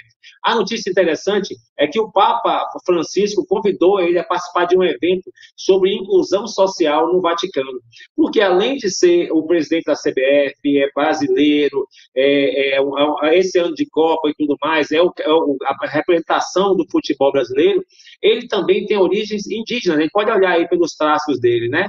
Então é interessante isso, eu achei muito interessante trazer essa notícia para vocês, e ele vai representar, o evento se chama Cimeira Internacional Esporte para Todos, Cimeira Internacional Esporte para Todos, vai acontecer no dia 29 e 30 de setembro, lá no Vaticano, e acontece que o Edinaldo Rodrigues é conquistense, né, e ele vai participar levando um cocá de uma das etnias indígenas Mongoió, que era aqui em Conquista, residiam antes, quer dizer, que eles habitavam essa região de Vitória da Conquista antes da invasão dos colonizadores da região, Mongoió, Imboré e Pataxó. Aqui também a gente tem Pataxó, porque vocês aí em Ilhéus também tem o Pataxó aí perto, em Camacan, e aqui tem o Pataxó. Então, aqui ele vai representar, vai levar o cocá para o Vaticano, representando não só o futebol brasileiro, mas também a questão da inclusão social, representando a etnia dele, né? É muito interessante. Essa foi uma das notícias que mais foi comentada aqui ontem. E a outra notícia também é o seguinte, essa também é bastante importante, é que Vitória da Conquista é o município baiano a criar mais número de empregos com carteira assinada durante a pandemia. Ficou constatado isso. Vitória da Conquista continua sendo um saldo positivo, tendo um saldo positivo de postos de trabalho formais. De acordo com o Cadastro Geral de Empregados e Desempregados, CAGED, no primeiro semestre do ano foram 2.566 vagas garantidas, sendo que no segundo semestre o saldo foi de 657 vagas a mais, ou seja, a Vitória da Conquista, ela mesmo com a pandemia e agora voltou a crescer, e essas são as notícias de Vitória da Conquista, esse é o comércio de Vitória da Conquista, continua crescendo e trazendo muitos trabalhadores para a formalidade com carteira assinada, mesmo após a pandemia. Isso já é realmente uma excelente notícia para a nossa região. A outra notícia triste, que eu nem fiz questão de botar a foto, é só para comentar mesmo, que eu vou passar rapidamente, é que aquele cidadão que deixou presa a família 17 anos, a família no Rio de Janeiro, ele, infelizmente, é de Tapetinga, aqui próximo a 100 quilômetros de Vitória da Conquista. Aquele cidadão, monstro, que prendeu a família, prendeu a mulher e os filhos e proibiu que eles saíssem de casa é de Itapetinga. A gente volta aí para o estúdio, vai ter mais notícias daqui a pouquinho no Alerta Cidade com o Denilton Santos, vou participar, e não tenha ciúme, quero, porque eu estou trazendo as notícias para você primeiro. Acho bom, acho bom. Muito obrigada, Gustavo, por essas informações aí. O friozinho aparentemente continua aí, né, reinando. Quem sabe aí... Inclusive, você tá me devendo um vinho, viu? Bem lembrado. Eu lembrei do frio, lembrei do vinho. Que você ia entrevistar aí uma pessoa que gosta de adegas e sabe que eu gosto também, então guarde meu vinho que eu vou buscar. Vou fazer sim, entrevistar uma sommelier famosíssima que mora aqui em Conquista. Eu estou fazendo curso com ela, com a sommelier Simone, Sheila Bulhões, perdão, desculpa, Sheila Bulhões, e ela vai vir sim, até o final de semana a gente vai falar sobre vinhos aqui. Ela é uma sommelier muito famosa e ela mora em Conquista. A gente está tendo a honra de ter a presença dela aqui em vários eventos e eu participei lá, estou aprendendo. Mas, eu tenho uma entrevista para hoje aqui ainda, né? Daí, nossa entrevista aqui, a gente vai rodar aí a sua entrevista. Então, eu vou chamar a nossa entrevista aqui, vou comentar. Ele, na verdade, ele vai falar sobre segurança pública, é o Tenente-Coronel Tenente-Coronel Edmário Araújo, hoje eu estou trocando os nomes, Edmário Araújo, ele é o diretor do Complexo Penal e vai falar sobre segurança pública, e a gente vai conhecer mais um pouquinho dessa autoridade aqui em Vitória da Conquista. Se puder, pode rodar a nossa entrevista, a gente volta amanhã com mais informações de Conquista. Já que ele chamou, pode rodar então a entrevista de Gustavo. Muito bom dia, meus amigos assinantes da TVI News, canal 36.2. Um abraço a todos, um abraço pessoal da bancada. É sempre bom estar aqui com vocês. A gente está trazendo sempre matéria interessante de Vitória da Conquista e também pessoas importantes aqui para a nossa cidade, para a região sudoeste como um todo. Eu estou trazendo o Alex Silva, o diretor do Presídio Nilton Gonçalves. Para começar, o Presídio Nilton Gonçalves, como é que eu poderia chamar de verdade? Bom dia, ouvintes da TVI, né? Bom dia, Gustavo. Hoje a gente considera um conjunto penal, porque a lei de execução penal ela estabelece a nomenclatura para os estabelecimentos prisionais. Né? Então, o regime fechado utiliza penitenciária como nomenclatura, colônia agrícola, industrial ou similar para o regime semiaberto e cadeia pública para o preso provisório. Então, quando a gente tem mais de um regime ou mistura também com presos provisórios, ou por sexo, a gente chama de conjunto penal. Porque o Nilton Gonçalves, que você está certo também, foi inaugurado e por muito tempo foi chamado de Presídio Nilton Gonçalves, passou a ser conjunto penal Nilton Gonçalves, porque hoje a gente tem os presos do sexo masculino para o regime semiaberto e as presas provisórias do sexo feminino, então tudo no mesmo local, não próximos, né? Porque tem um módulo, o presídio feminino, e tem a outra parte, que é o presídio masculino, mas dentro de um complexo, e aí se transforma em um conjunto penal. A gente pode dizer, então, que o presídio de Vitória da Conquista, o Nilton Gonçalves, é um presídio de grande porte, médio porte? Como seria isso? Para poder as pessoas de Itabuna, Ilhéus e outras cidades da Bahia, também, aliás, pelo YouTube a gente está no mundo inteiro. É grande, pequeno? Como é que funcionaria? Não é porque é um conjunto penal que ele se transforma em uma unidade prisional grande. Nós consideramos uma unidade pequena porque hoje vai pela quantidade de população carcerária.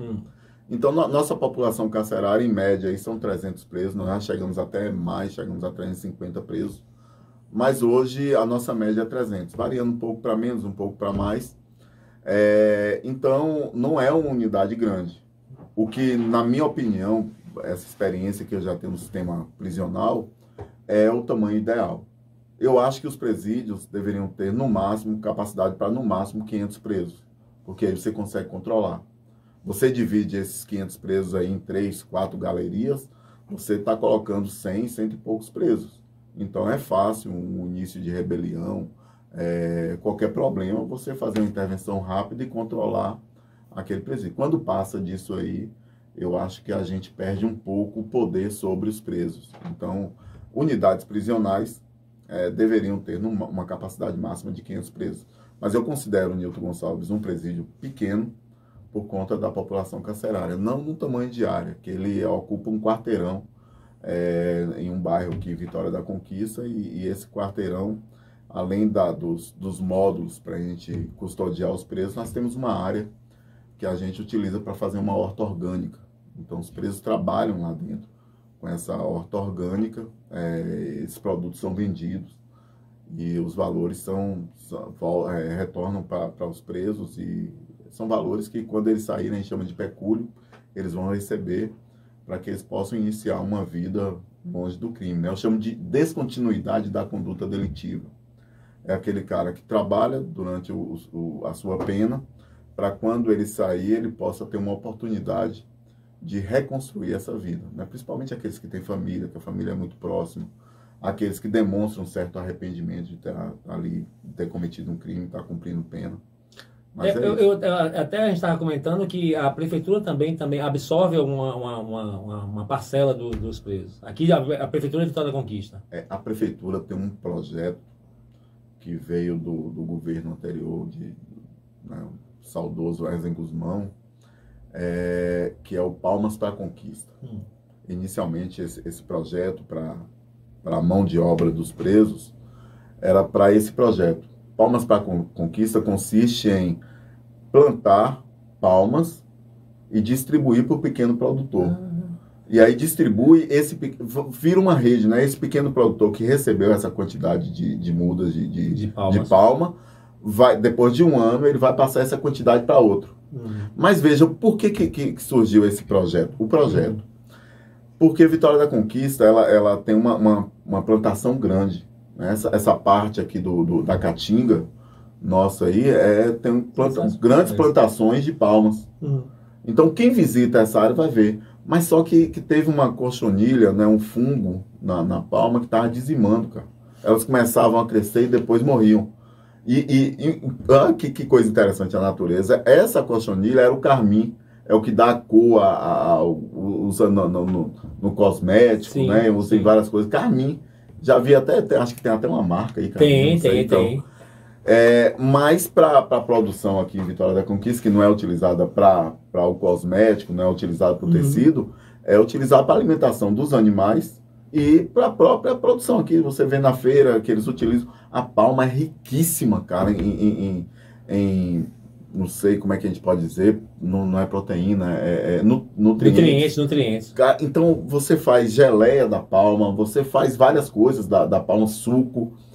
E aí, eles pegaram, encontraram uma muda que seria resistente a essa cochonilha, que se adaptaria bem aqui ao clima.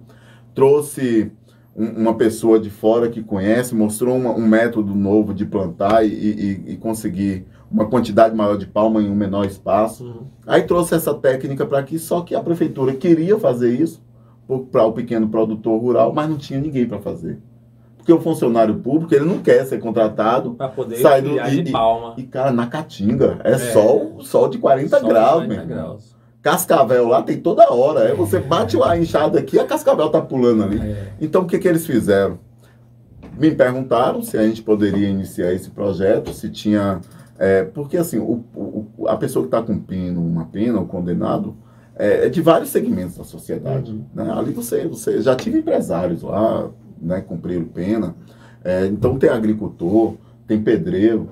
E tinha muita gente que era da zona rural, agricultores. Então, tem aptidão para esse trabalho. E nós fizemos uma seleção, colocamos inicialmente com 22 presos. Deu muito certo. Já saíram toneladas. Desse projeto, já saíram toneladas de palmas, da raquetezinha de palma, que é caro, a gente pensa que é barato, mas é cara, e ainda mais essa muda que é resistente a essa cochonilha. Foi distribuída para pequenos produtores, e hoje esses pequenos produtores reproduzem. E a prefeitura tem uma fazenda grande para fazer essa reprodução lá, porque o clima tem que ser muito quente durante o dia e muito frio durante a noite. Perfeitamente Conquista. Exatamente. A Caatinga ali. Então, nós iniciamos com 22. Depois, nós tivemos um problema que eu acho que você vai lembrar aqui em Vitória da Conquista, que foi as feiras. E depois da feira, a prefeitura estava impedida de pagar hora extra para as pessoas. Sim. Né? Não sei se você viu algumas entrevistas. Foi uma repercussão grande aqui no município. E aí, Ezen contratou também presos para fazer essa limpeza, contratou para fazer limpeza nas ruas, e aí chegou a 100 presos trabalhando. Ai, que maravilha. Cara, eles foram para os prédios públicos reformar. A gente foi selecionando, esse aqui é pedreiro, esse aqui é eletricista, esse aqui é soldador, e reformou o SEMAI, Sim. daqui, né, o Centro de Marcação de exames. A reforma foi feita. Os postos de saúde foram reformados pelos presos. Várias escolas. Só que a gente não podia divulgar isso, porque você sabe que causa um impacto. Causa impacto. Na sociedade, dizer, olha, os presos que estão trabalhando. E eu acompanhava isso muito de perto, então eu tenho fotos assim que são emblemáticas. Teve uma rua que eles estavam limpando essa rua, né, deixando... Teve um trabalho meio excepcional, que foi limpar aquelas pedras ali da Tancredo Neves. Uma praça Tancredo Neves. Aquela praça que eu já mostrei pra você, a praça mais bonita de Conquista. Tem pedras assim, um riozinho dentro. Exatamente. E aí, no final do ano, foi fazer aquela ornamentação, que é linda, que é lindíssima. A gente fala Só que muito precisava isso, limpar aquelas pedras. Quem foi limpar? Os presos. Os presos. Só que a sociedade não sabia. E aí, o que eu observava, quando eu estava visitando os locais assim, em que eles estavam trabalhando, porque a gente passa para fiscalizar, para ver se todos estão trabalhando direitinho, eu vi pessoas trazer o café, pão, né? E eles ali tirando foto, comendo e tudo, e eu tirava foto. Porque são emblemáticas. Eu vi gente no SEMAI, que trabalha ali, chefe de manutenção, não sei o que era, mas tirando selfie com eles, porque eles queriam trabalhar. Não tô romantizando a população carcerária, não, porque tem muitos ali que não querem. Tem muitos que chegam para mim e falam, não quero trabalhar, porque para mim o crime é o certo, e a gente vai fazer nossa revolução atrás do crime. Eu ouvi de um traficante falar isso. Então, tá certo, para você, a mão pesada do Estado, que é a polícia, né? Mas para aqueles que querem sair, meu irmão, a gente vai dar um jeito e vai tentar melhorar as condições. Com a pandemia, infelizmente, nós tivemos que diminuir a quantidade de presos trabalhando, porque eles retornam para lá e é um risco muito grande de estar contaminando outros presos.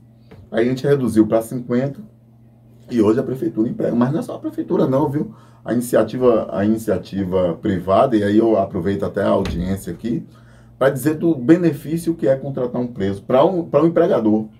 Quando você emprega uma pessoa que está cumprindo pena, você não precisa pagar um benefício previdenciário, nem trabalhista. Porque ele já recebe previdenciário. Direitos previdenciários e direito trabalhista, o empregador não precisa pagar. Olha que coisa boa. Eu empregar uma quantidade de pessoas, por exemplo, a construção civil. Eu estou empregando números, eu não tenho a relação de emprego, porque relação de emprego é complicado, você sabe. Não tenho, meu irmão, eu quero 10 aqui, não deu certo, ó, esses 2 aqui não deu certo, não, amanhã você manda mais 2. Manda mais 2 diferentes. Mas esses caras, a maioria, abraçam de uma forma tão assim, que cumpre horário, trabalho. Quer, né? Ressocializar, isso aí quer, né? E eu até convido você uma hora pra gente, nesse projeto Palmas para Conquista, você chegar lá, você vê aquele sol, a gente pode até fazer uma dessa aí fazer lá. Fazer uma reportagem lá. Entrevistando eles, o sol na cabeça, esses caras trabalhando. Então eu acho bacana para aqueles que querem mudar de vida. Agora eu queria vou fazer uma pausa aqui para explicar o seguinte. A gente está entrevistando Alex Silva, ele é o diretor do presídio Newton Gonçalves. E depois que a gente está comentando aqui, parece que ele é o cara que está lá visitando, mas na verdade é o diretor do presídio. É o cara que enfrenta também grandes problemas, tem problemas pra caramba. Agora eu acho, assim, a gente conversando aqui, a gente comentando, como ele é muito bem preparado, você já teve aonde? Qual foram os seus cursos? Você falou aqui, a gente tem. Você foi... Fiz mestrado na UFBA, né? O doutorado fiz em Buenos Aires, na UBA, que é uma grande universidade também na América do Sul. Mas eu fiz várias pesquisas, inclusive em vários países aqui da América. Eu conheci presídios em Cuba, cara. Ah, Maria. Porque quando isso aí fascina, eu sou muito daquele de perguntar o porquê das coisas. E aí você começa a perguntar por que as pessoas que passam pelo sistema prisional, que é complicado. O cara vai sair, cometer crime de novo para ser preso novamente. Então você começa a fazer essas perguntas. Por que o sistema carcerário é assim? Por que as facções só têm aumentado? Por que que muda tanto as denominações, por quê? Então, são esses porquês que fazem com que a gente fique curioso e comece a estudar sobre o E sistema. você acha que existe alguma novidade que possa melhorar a qualidade de vida dentro dos presídios, a qualidade do sistema prisional? Existe alguma coisa que possa ser bem moderna, que possa trazer uma esperança para a mudança disso? Existem alguns países, como a Holanda, vou citar a Holanda aqui, que tem diminuído muito a população carcerária, ao contrário do país. Eu vou dar um dado aqui que acho que pouca gente sabe. Se eu olhar aqui agora, se a gente olhar no Banco Nacional de Monitoramento de Prisões, que é aberto, qualquer pessoa pode verificar, lá tem um linkzinho, né, uma janelazinha que vai para a estatística. E é atualizado minuto a minuto. Então, nós temos a quantidade de presos, a quantidade de presos que tem hoje no Brasil. E assim, se sai um, já diminui um dali. Se chega mais um, aumenta um. Então, é atualizadíssimo. Eu falo para você que nós temos hoje quase 1 milhão de presos. Você imagina o que é isso? 1 milhão de presos. Há alguns anos, há 5 anos atrás, era 700 mil. Ou seja, a gente aumentou quase 40% da população carcerária. Se comparar com aquela época, não, 700 mil aumentou quase. É isso mesmo. E aí você imagina, esses aí são os que estão presos. Mas nós temos mais quase 400 mil mandados de prisão para serem cumpridos. Ou seja, facilmente nós teríamos 1 milhão e 300 mil presos. Isso é preocupante, muito preocupante. Porque se todos esses aí, a quantidade de presos que tem já o presídio não suporta, os presídios não suportam não suporta, e está dizendo assim, aquelas pessoas que vêm para o sistema prisional pode estar se tornando pior dentro do sistema prisional, porque o convívio faz o homem, né? Se você conviver com advogados ali, você vai aprender a linguagem do advogado, você vai aprender a conviver, vai aprender comportamento. Se você for conviver com presos que descumpriram as regras da sociedade, que são violentos, você vai aprender tudo aquilo ali, você vai ter contatos. Então, se esse 1 milhão e 300 que estão hoje, né, 900 e tanto, quase 1 milhão preso, e mais esse restante que está para ser preso, por ter mandado de prisão em aberto, 1 milhão e 300, se a gente coloca dentro dos presídios, esses caras saem dali piores, a gente tem 1 milhão e 300 mil pessoas. 1 milhão e 300 mil pessoas. Violentíssimas, pertencendo a facções, que se um dia se transformar em uma facção, vai se tornar a maior instituição criminosa do mundo. Então, o sistema prisional, você tem que pensar nele, de como fazer com que esse 1 milhão e 300, quando sair, saia melhor. Saia menos violento, saiam cidadãos mesmo.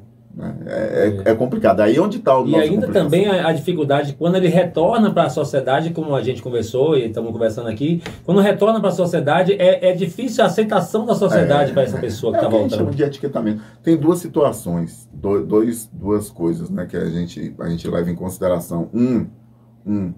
É a própria sociedade, que é o etiquetamento. Para mim, o criminoso não é aquele que comete crime, porque a gente comete crime. Quem bebe e dirige está cometendo crime.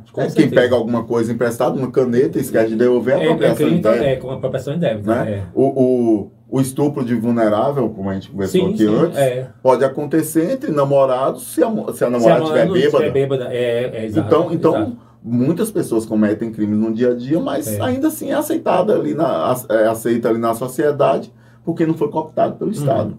Não foi preso. Entendi. Mas a partir do momento que você passa a ser preso, que você vai para o sistema criminal, quando você sai etiquetado. Já você é ex-presidiário. Isso é a sociedade. E o preso, ele sai com outro instituto chamado prisionização. Que aquelas regras, aquelas coisas que aconteceram ali na prisão, estão na cabeça dele. A linguagem é diferente. Eles chamam você de pivete, de ladrão. Eles se tratam dessa forma. O líder eles chamam de coroa. Verdade. Né? Eles têm uma linguagem diferente que você reconhece na hora. Até os próprios estereótipos dele, a maneira, o gesto, tudo. Né? Regras, convivência. Então, esses dois institutos dificultam muito a vida deles aqui fora. Mas muito, muito mesmo. É complicado para a segurança pública. Porque a segurança pública, nós temos hoje na Bahia, torno de 30 mil policiais militares. 30 mil policiais militares. E não dá conta. Não tem como dar conta, porque vamos colocar a Vitória da Conquista, se tiver hoje 800 policiais militares, você divide em 4, porque são 4 grupos de serviço, 24, 72, só tem 200. Desses 200, alguns estão de férias, afastado, alguma coisa. Então você vai ver, fica um grupo pequeno para uma quantidade muito grande que está cometendo crime. A gente precisa, não é só valorizar, porque quando a gente imagina valorizar, você está imaginando o policial militar, ele receber melhor salário, ele ser melhor qualificado. Não é só isso, cara. É muito a segurança pública, e eu sou mestre em segurança pública, eu posso falar isso. Tem uma coisa por trás da segurança pública que não é o Estado, não estou falando de governo, que não importa o governo PT, não importa o governo Bolsonaro, para mim não importa isso. Eu estudo o que está por trás disso. O que a segurança pública faz hoje com os nossos policiais militares? Faz com que haja um controle de criminalidade individual. Ou seja, eu formo o cara com cursos de formação massificado na cabeça dele que ele precisa ser dessa forma. Eu coloco, né, a responsabilidade nas costas do policial militar. E ele se sente responsabilidade em manter a segurança pública individualmente. Deixa de ser o Estado. Entendi. Por que isso? Você sabe por que isso? Porque é barato. Se eu tenho 30 mil policiais então não é por acaso. E coloco isso, 5. Não. Está encoberto isso, mas não é da agora. Isso vem da época do Império. Na época do Império, o Morro da Providência lá no Rio de Janeiro, você sabe, foi criado para isso. Os alforriados iam para ali. Eu contratei dentro dos alforriados o que seria um polícia para afastar esses caras da gente. Já vem dessa época. Não é que só fez eu escondo isso dos próprios policiais, eu não mostro, mas é um controle de criminalidade barato. Barato, porque eu boto o policial para fazer e eu tenho um controle sobre o policial militar, porque eu tenho regras duras para cima dele, tenho um estatuto duro. Para você ter ideia, eu deixo eles fazerem. Se eles forem cooptados, isso me dá problema como Estado. Eu pego eles até na aposentadoria. No estatuto do policial militar está lá escrito que tem cassação de proventos na inatividade, cara. É dizer, eu caço sua remuneração se você fizer, na inatividade. Então, se você fez na ativa. Exato. Então agora você tem que fazer o que eu mandar. Eu quero que você faça. Eu tenho um controle sobre você, dos seus atos, até depois que você aposentar. Mas eu quero que você faça, porque aí você me faz gastar menos dinheiro. O Canadá, os Estados Unidos, o Canadá, na minha opinião, tem a melhor polícia do mundo. A polícia lá é muito preparada, cara. Muito preparada. Os Estados Unidos, os 3 maiores orçamentos dos Estados Unidos, o terceiro é a indústria farmacêutica. O segundo maior investimento dos Estados Unidos é a indústria bélica. De tudo, de guerra, de tudo. Sim. E o primeiro é controle de criminalidade. Pra você ter ideia. O maior investimento americano é controle de criminalidade. As polícias, preparação da polícia, remuneração, tudo.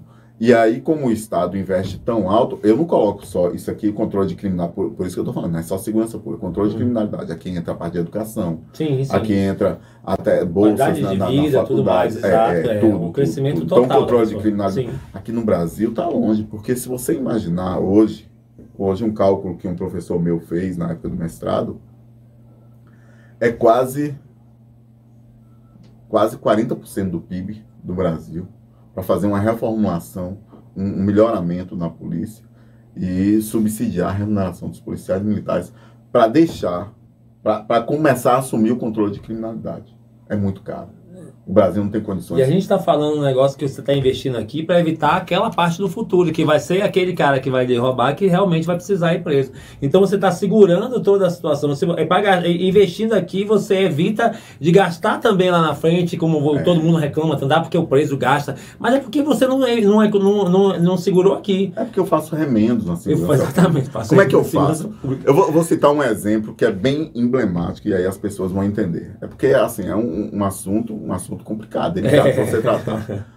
Quando eu falo desse assunto mesmo, eu já falei uma vez no Rio de Janeiro, na UFRJ, um professor, colega meu do doutorado, me convidou. E eu falei para eles que aquele projeto que teve lá de unidade pacificadora... Sim, unidade dos morros. Aquele projeto é desde a década de 80. Estava lá engavetado. Era um projeto que estava engavetado, muita gente sabia, e sabia das consequências. Sabe que aquilo ali é mentira. Por exemplo, Quem pensou naquele projeto e quem começou a executar aquilo ali é um núcleo duro. Ali, no máximo, 4 pessoas sabiam das consequências daquilo ali. A execução para todo o país, para as forças de segurança, era bonito. O que a gente vai fazer? Vai afastar logo os criminosos das comunidades. O que ia ter aqui no Brasil? Ia ter um Pan-Americano, depois ia ter a Copa e as Olimpíadas. Foi. Então a gente vai fazer o teste no Pan-Americano. O que eu preciso fazer? Eu tenho que atrair turismo forte aqui. No Pan-Americano vai ser o nosso teste. A gente vai fazer a unidade de polícia pacificadora. Vamos divulgar isso aí, que vai ser uma coisa bonita, divulgar imagens. Polícia entrando, exército com polícia, com tudo, força nacional, vamos criar a força nacional. O que vai acontecer? A gente não quer prender porque a gente não tem lugar para colocar. A gente quer afastar os caras. Isso. E essas imagens vai repercutir no mundo inteiro e vai mostrar que o turista pode vir, que o pessoal foi embora. Foi embora para onde, meu irmão? Eu tô ali com o helicóptero, os caras estão correndo lá nas trilhas, saindo ali, mas eles foram para ali, eles vão para algum outro lugar. E aí quando eles chegarem num outro lugar, uma hora eles vão voltar. Eles já sabiam disso. Que aquela fuga ali não era uma fuga que vai para fora do país, vai sumir no mar, não. Eles iriam se esconder e depois iriam voltar. Eu tenho que me preparar para quando esses caras voltarem. Eu quero prender? Não quero prender, eu não quero prender de jeito nenhum. Não posso. Primeiro porque a lei não me permite, só posso prender quem está cometendo crime, né, em flagrante, ou logo após, né, se for encontrado com os objetos, ou se tiver um mandado de prisão. Eu não tenho esses instrumentos. Olha como é que eles pensaram isso aí. Eu preciso divulgar as imagens afastando. Agora eu tenho que pensar no retorno deles. Por quê? Vou dar só um pauzinho aqui para você entender. Por que eu quero fazer isso? Porque no Pan-Americano, que vai ser o meu teste, eu quero evitar que os caras saiam dos morros, das comunidades e venham vender droga aqui em Copacabana, Ipanema, na minha circulação turística. Eu quero fazer com que o turista não veja isso. Né? Bacana.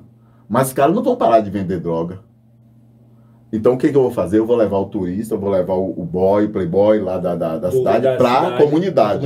Fez aqui umas festas massa lá, um negócio, umas casas bonitas. Exatamente, meu irmão. O que a Globo mais divulgou? O que a mídia mais divulgou? Baile funk. Baile funk. Bacana. Artista. Bruna Marquezine no baile funk. Débora Seco no baile funk. Se os artistas global pode ir lá, tá indo lá naquela animação, todo mundo, eu vou também. Agora, o que acontece?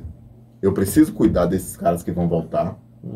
E preciso evitar que as outras facções venham invadir esse morro para ocupar o território. O território está vazio. Quando você vai fazer um loteamento, o que você faz? Divide em lotes. Porque se eu comprei esse lote aqui, eu não vou invadir o seu. No outro. Se já está tudo demarcado, eu não invado o seu. O que a polícia pacificadora fez? Dividiu o Rio de Janeiro em lotes. Essa facção aqui... Vai ficar aqui, Isso não está aberto. Isso aí eu posso dizer que foi desse jeito. Mas não está... A população não sabe disso. Quem fez sabe o que ia acontecer. Aí o que acontece? Os caras retornam depois de algum tempo, liga para a família, como é que tá? Não, aqui já tá tranquilo, a polícia fica lá embaixo, mas aqui em cima tá todo mundo. Os caras voltam no fuzil, volta tudo de novo, tudo certinho.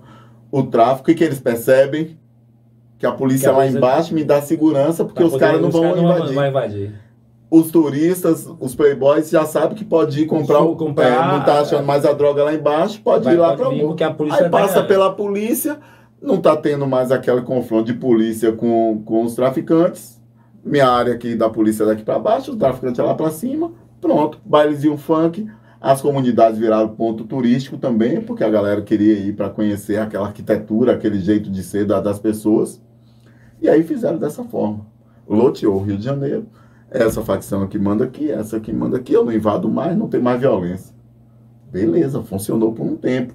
Mas agora... Sendo que a população achava o quê? Que quem estava controlando era a polícia. Que estava controlando. Como é que um container desse tamanho aqui, com 6 policiais, vai fuzilzão, uma comunidade com 50 mil pessoas... Que sabem andar ali dentro, que sabem mexer, que sabem tudo. Não era isso. Mas aí surgiu o problema. Qual foi o problema no Rio de Janeiro hoje? As milícias. Porque os comércios evoluíram. As milícias antigamente eram pequenas ali com os moradores, vendendo um gatunete, uma coisinha assim. Não era tão forte. Mas aí, como a coisa começou a funcionar bem, a milícia, que não queria entrar para o tráfico, começou a controlar a parte comercial da coisa. Receber, e a milícia era ainda mais violenta que os traficantes. Aí é que veio, porque a milícia, ela passou a não ter medo da polícia, de ir para o enfrentamento com a polícia, com os traficantes. Essa semana as imagens que a gente viu do Rio, os caras descem armados, eles descem com a farda, com fardamento preto, todos de preto. Eles já estão preparados. Eles já estão preparados para isso aí. Preparação de guerra e tudo. Agora, uma coisa que eu lhe pergunto, já que você é especialista nessa questão de segurança e também na repressão, porque você é o cara que é o que toma conta no final quando está preso. Existe a possibilidade disso se estender para o Brasil todo? Existe a possibilidade de crescimento? Tem. Aqui em Conquista nós temos. É claro que não fez a mesma coisa da UPP, que eles perceberam os erros. Uhum. Mas aqui em Vitória da Conquista, Salvador, tem algumas coisas que funcionam bem, né? Aqui tem a base comunitária. O que é a base comunitária? Ela foi pensada... Quem executou talvez não sabia disso também, mas a base comunitária, ela foi pensada para trazer a sociedade, a comunidade, aliás, não é a sociedade que eu não quero todo, eu quero essa localização aqui. Então, trazer essa comunidade aqui para próximo da polícia. Com isso, o que eu teria? Tentar fazer com que aqueles jovens que poderiam ir para o crime, eu tentar desmobilizar ele, tentar fazer com que ele não vá criando oportunidades. A base comunitária tinha essa ideia. Mas tinha uma ideia aqui, de um desses projetistas, que era trazer as informações, fazer com que a comunidade viesse ser informante. Que a gente chama de colaborador no serviço de inteligência. Que eles pudessem ser colaboradores. Né? Então, em alguns lugares funciona dessa forma, mas não funciona como ocupação. De você falar, vou ocupar aqui e dominar esse território todo. Não. A base comunitária aqui na Bahia e aqui em Vitória da Conquista foi pensada dessa forma, trazer a comunidade para próximo. E aí, quando você coloca um comandante e um policiamento que é adepto a esse pensamento dentro da segurança pública, funciona bem. Conquista aqui funciona bem, cara. Você precisa de ver, a comunidade está próxima ali da base comunitária, eles sempre dão aquela assistência, e quando precisa também você tem uma força policial ali para agir na repressão. Mas você vê que são remendos, né? Essa do Rio de Janeiro mesmo foi um remendo para aquele período e que acaba mudando.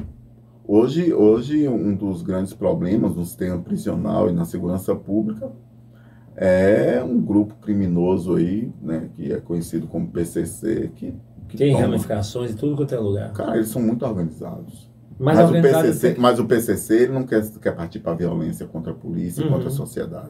Para ele é prejuízo, ele não precisa disso. Eles querem dominar o tráfico de drogas. Quando eu dominar o tráfico de drogas nas fronteiras todas aqui, e eu trazer todas as facçãozinhas pequenininhas, que ele não tá nem aí para as outras facções. Mas quando eles começarem a comprar de mim, só eu ser o único fornecedor, deixa eles se matarem lá e aí eu só fico.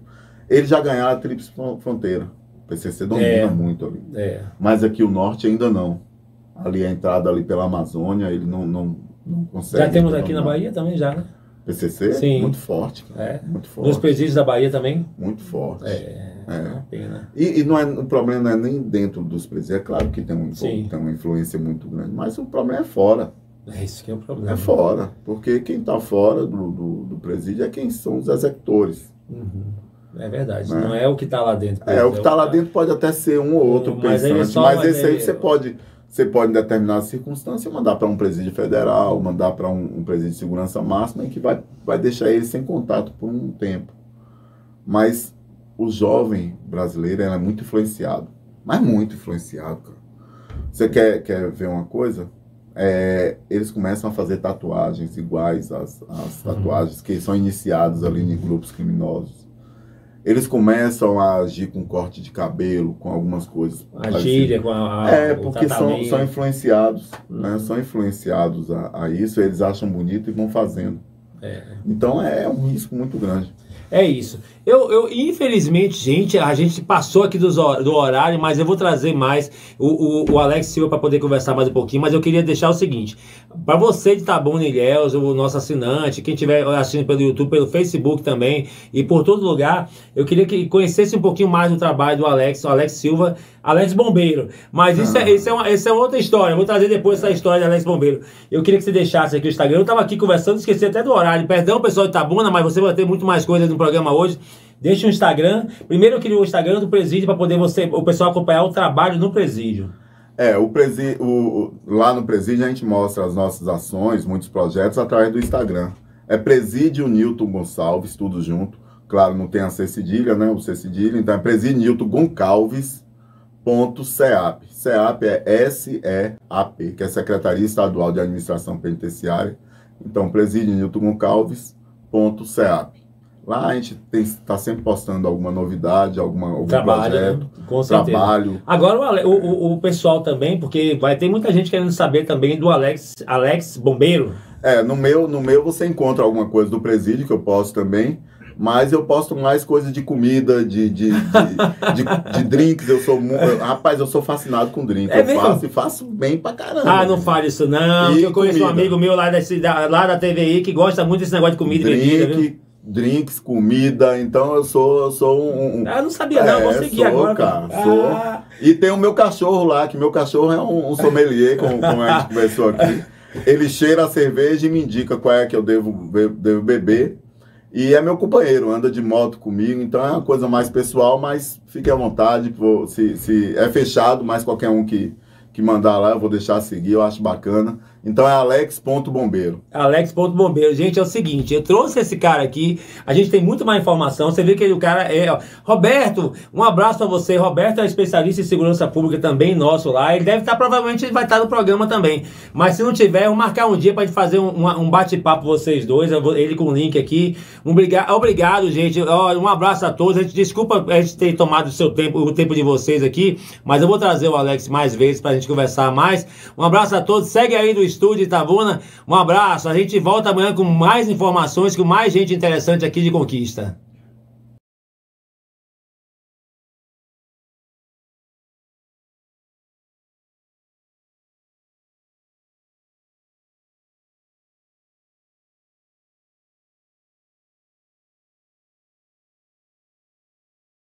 Anos, neste sábado, dia 30, em uma operação dos Estados Unidos no Afeganistão, Ayman al-Zawahiri era o sucessor de Osama Bin Laden, como o chefe do terrorismo aí do Al-Qaeda, da qual ele foi um dos fundadores.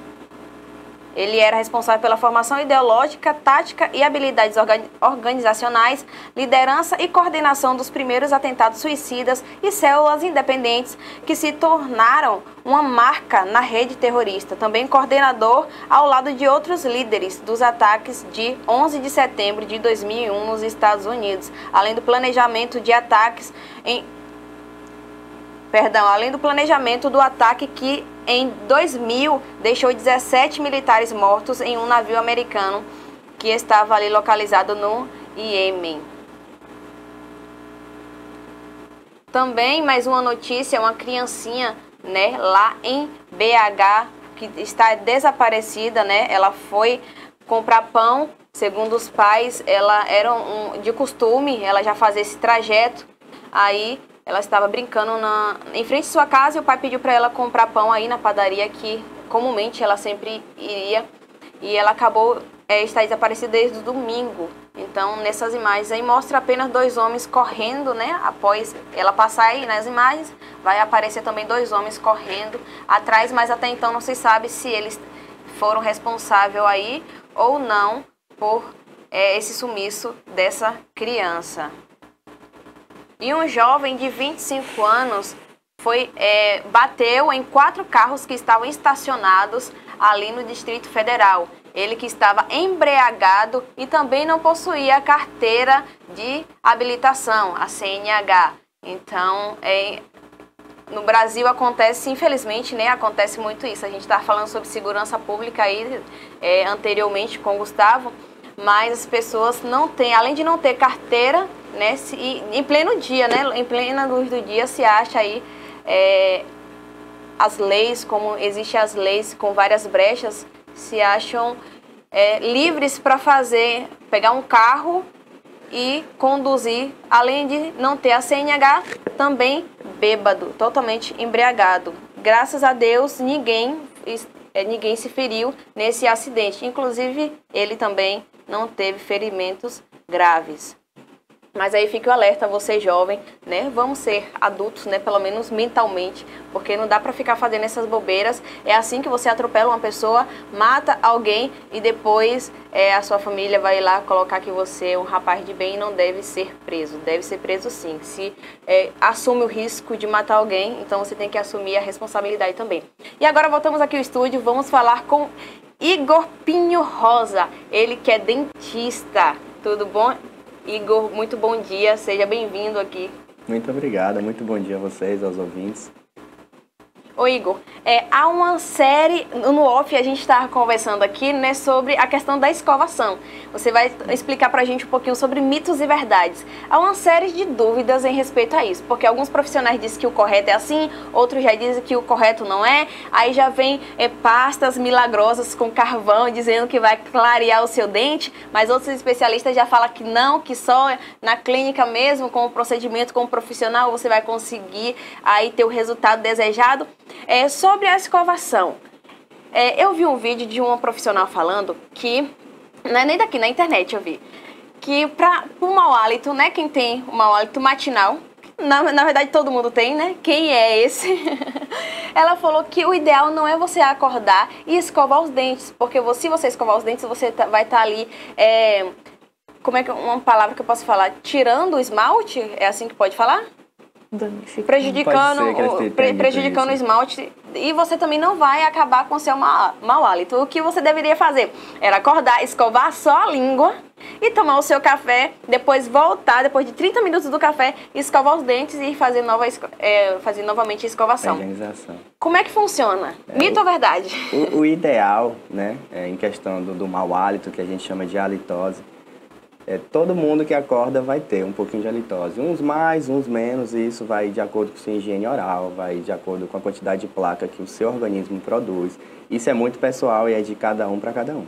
Mas assim, o ideal quando você levanta, se você higienizar a sua boca, se alimentar e higienizar ela novamente, você está fazendo um grande ciclo de aplicação de flu, né? Digo isso mais em questão de crianças. Por exemplo, se a criança tem o costume de escovar pela manhã, ela bebe uma água, ela bebe um café, ela bebe alguma coisa, ela vai estar ingerindo aquele flu. E é muito ruim para a criança ingerir o flu durante esse período, porque ela pode ter diversas lesões lá na frente. Pode ter a estrutura óssea dela abalada, pode ter fragilidade e causar outros problemas.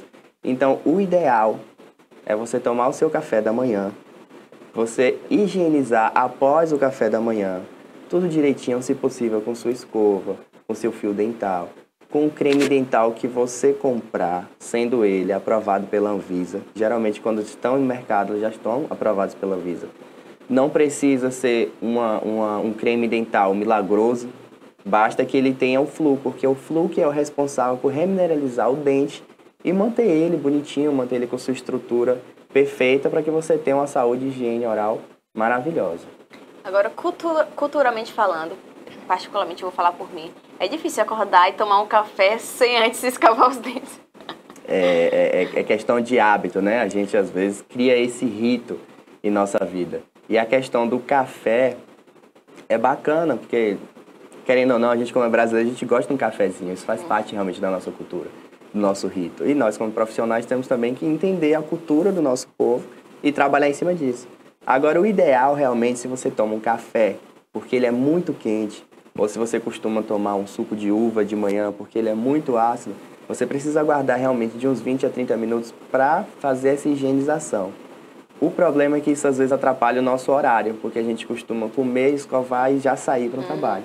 O que eu aconselho, geralmente, aos meus pacientes, que tenham um kitzinho de escova, de creme dental, de fio dental, vai para o seu trabalho e quando chegar lá você faz a higienização, porque assim você não está perdendo o tecido dentinário que foi fragilizado pelo calor do café ou pelo ácido de alguma bebida que você tem. Existe uma pessoa, não vou dizer que sou eu, que acorda, escova os dentes, Depois toma café, depois escova os dentes de novo. Isso pode ser feito? É saudável? Olha, como você já é adulta, já é uma jovem com a mentalidade adulta, não vai lhe causar dano nenhum. Você tá com esse seu rito, até porque isso já é uma coisa que você vem fazendo há muito tempo e até então não deve ter lhe causado a lesão. Então, assim, tudo bem, não é o ideal, pelo mesmo motivo, porque você também está ingerindo flu, e o flu, ele tem uma quantidade certa que precisa no nosso corpo. Se você aumenta essa ingestão, pode lhe causar também alguma lesão, algum problema. Mas não tem problema em questão da ingestão dele em si, mas sim porque você está aplicando o flu, que é um químico, para você tomar café, para depois você aplicar de novo. Fora que nisso você está fazendo a escovação mecânica, que é a fricção das cerdas da escova no dente. E tudo isso você está abalando o seu tecido dentinário, então não é ideal. Então, era essa a dúvida, se realmente prejudicava também a questão do esmalte, né? Sim. Prejudica. Esmalte é o tecido mais duro do nosso corpo e é o que mais protege a gente da sensibilidade dentária ou de algum outro problema que possa levar a outros diagnósticos, como uma extração ou um tratamento de canal. Então, quanto mais cuidado você tem com esses seus tecidos, mais saudável você fica e menos problemas você tem durante a sua vida. Igor, acontece muito de ir no seu consultório crianças que as mães falam assim, não, eu escovo o dente dele ou dela sempre, todos os dias, normalmente, mas aconteceu de surgir aqui cárie. Acontece muito isso? E é possível, se realmente escova direitinho, aparece cárie? Olha, isso é uma questão, novamente, de indivíduo para indivíduo. Tem indivíduo até hoje que não tem cárie nenhuma e tem indivíduo que muito cedo aparece muita cárie. Se você está fazendo a higienização ideal, a chance de haver uma cárie, ela é muito mínima, muito mínima. Mas pode acontecer se na formação, por exemplo, dentinária dessa criança, ele tem alguma cavidade, ele tem algum trauma que fez uma cavidade nesse dente e essa área é propícia para a formação de bactéria. Às vezes é difícil a higienização nessa área, principalmente porque você está higienizando a boca de uma criança. Você não tem a sensibilidade que você tem quando você escova a sua própria boca.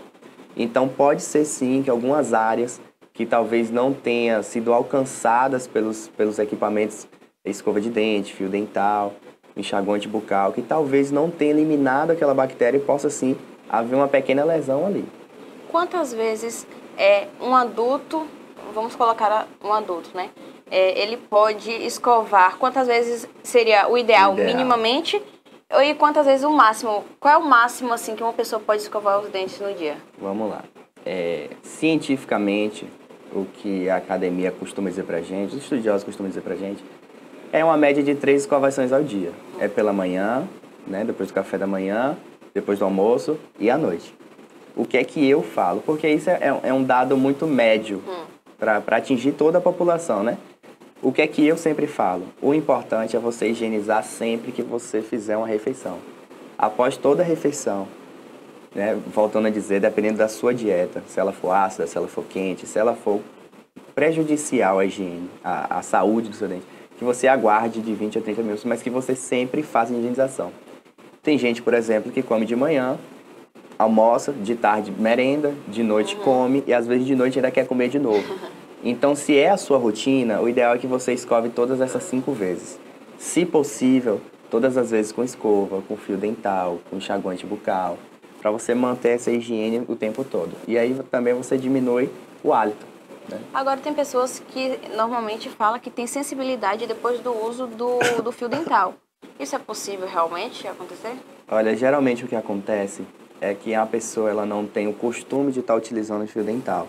E sempre que ela utiliza, ela comenta assim, dói, ou sangra, ou incomoda. Mas o ideal é que você mantenha essa higienização, que você não pare de utilizar o fio dental. Porque se está sangrando, tem algo ali que está errado. E se você passa o fio dental, você remove esse algo, você remove essa bactéria.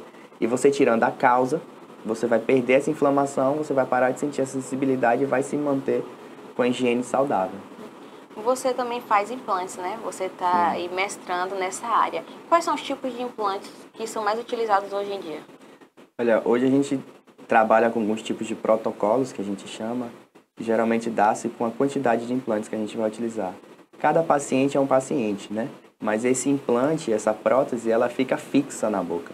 Então, assim, não tem aquele risco, aquele medo que o paciente geralmente tem de, às vezes, estar numa entrevista e estar falando e essa prótese poder sair, então assim, dá aquele conforto, aquela confiança para o paciente de que aquilo está realmente fixo e que não vai sair. Ela é diferente das outras próteses removíveis, que são as próteses que não vão implantes, onde você consegue remover e colocar novamente aquela prótese. Perfeito. Você está atendendo aqui no bairro de Fátima, não é isso? Sim. Qual é a sua localização? Na rua Saturnino José Soares, número 557. Qual é o número aí para o pessoal que se interessou, que está assistindo e se interessou aí para... precisa, né? Estão precisando entrar em contato com o dentista. Principalmente o pessoal do bairro, né? A gente tem o Instagram também, que é Perodonto, @Perodonto, muito fácil de achar. Perodonto. Isso, P-E-R Odonto. E a gente tem o número da clínica, que é 988-90-1018. 988-90-1018. Agradeço esse espaço, inclusive. Infelizmente, nosso tempo ele está finalizando aí, mas eu deixo mais um tempinho para você fazer suas últimas considerações. Agradeço o convite, poder estar aqui, para mim é muito bom, muito importante, porque acredito que tudo que a gente faz de buscar conhecimento é para a gente poder passar isso para alguém e utilizar essa ferramenta de comunicação muito importante para poder conscientizar a sociedade. Para mim é muito gratificante. Agradeço muito o convite, Keren, Carol, que achei maravilhoso estar aqui com vocês. Muito obrigada e vamos te trazer aqui novamente, viu? E vocês que nos acompanharam até aqui, o nosso muito obrigado. Amanhã, a partir das 10 horas, você já sabe qual é o seu endereço. E agora fique com ele, porque o povo tá na bronca. É o Cidade Alerta com o Denilton.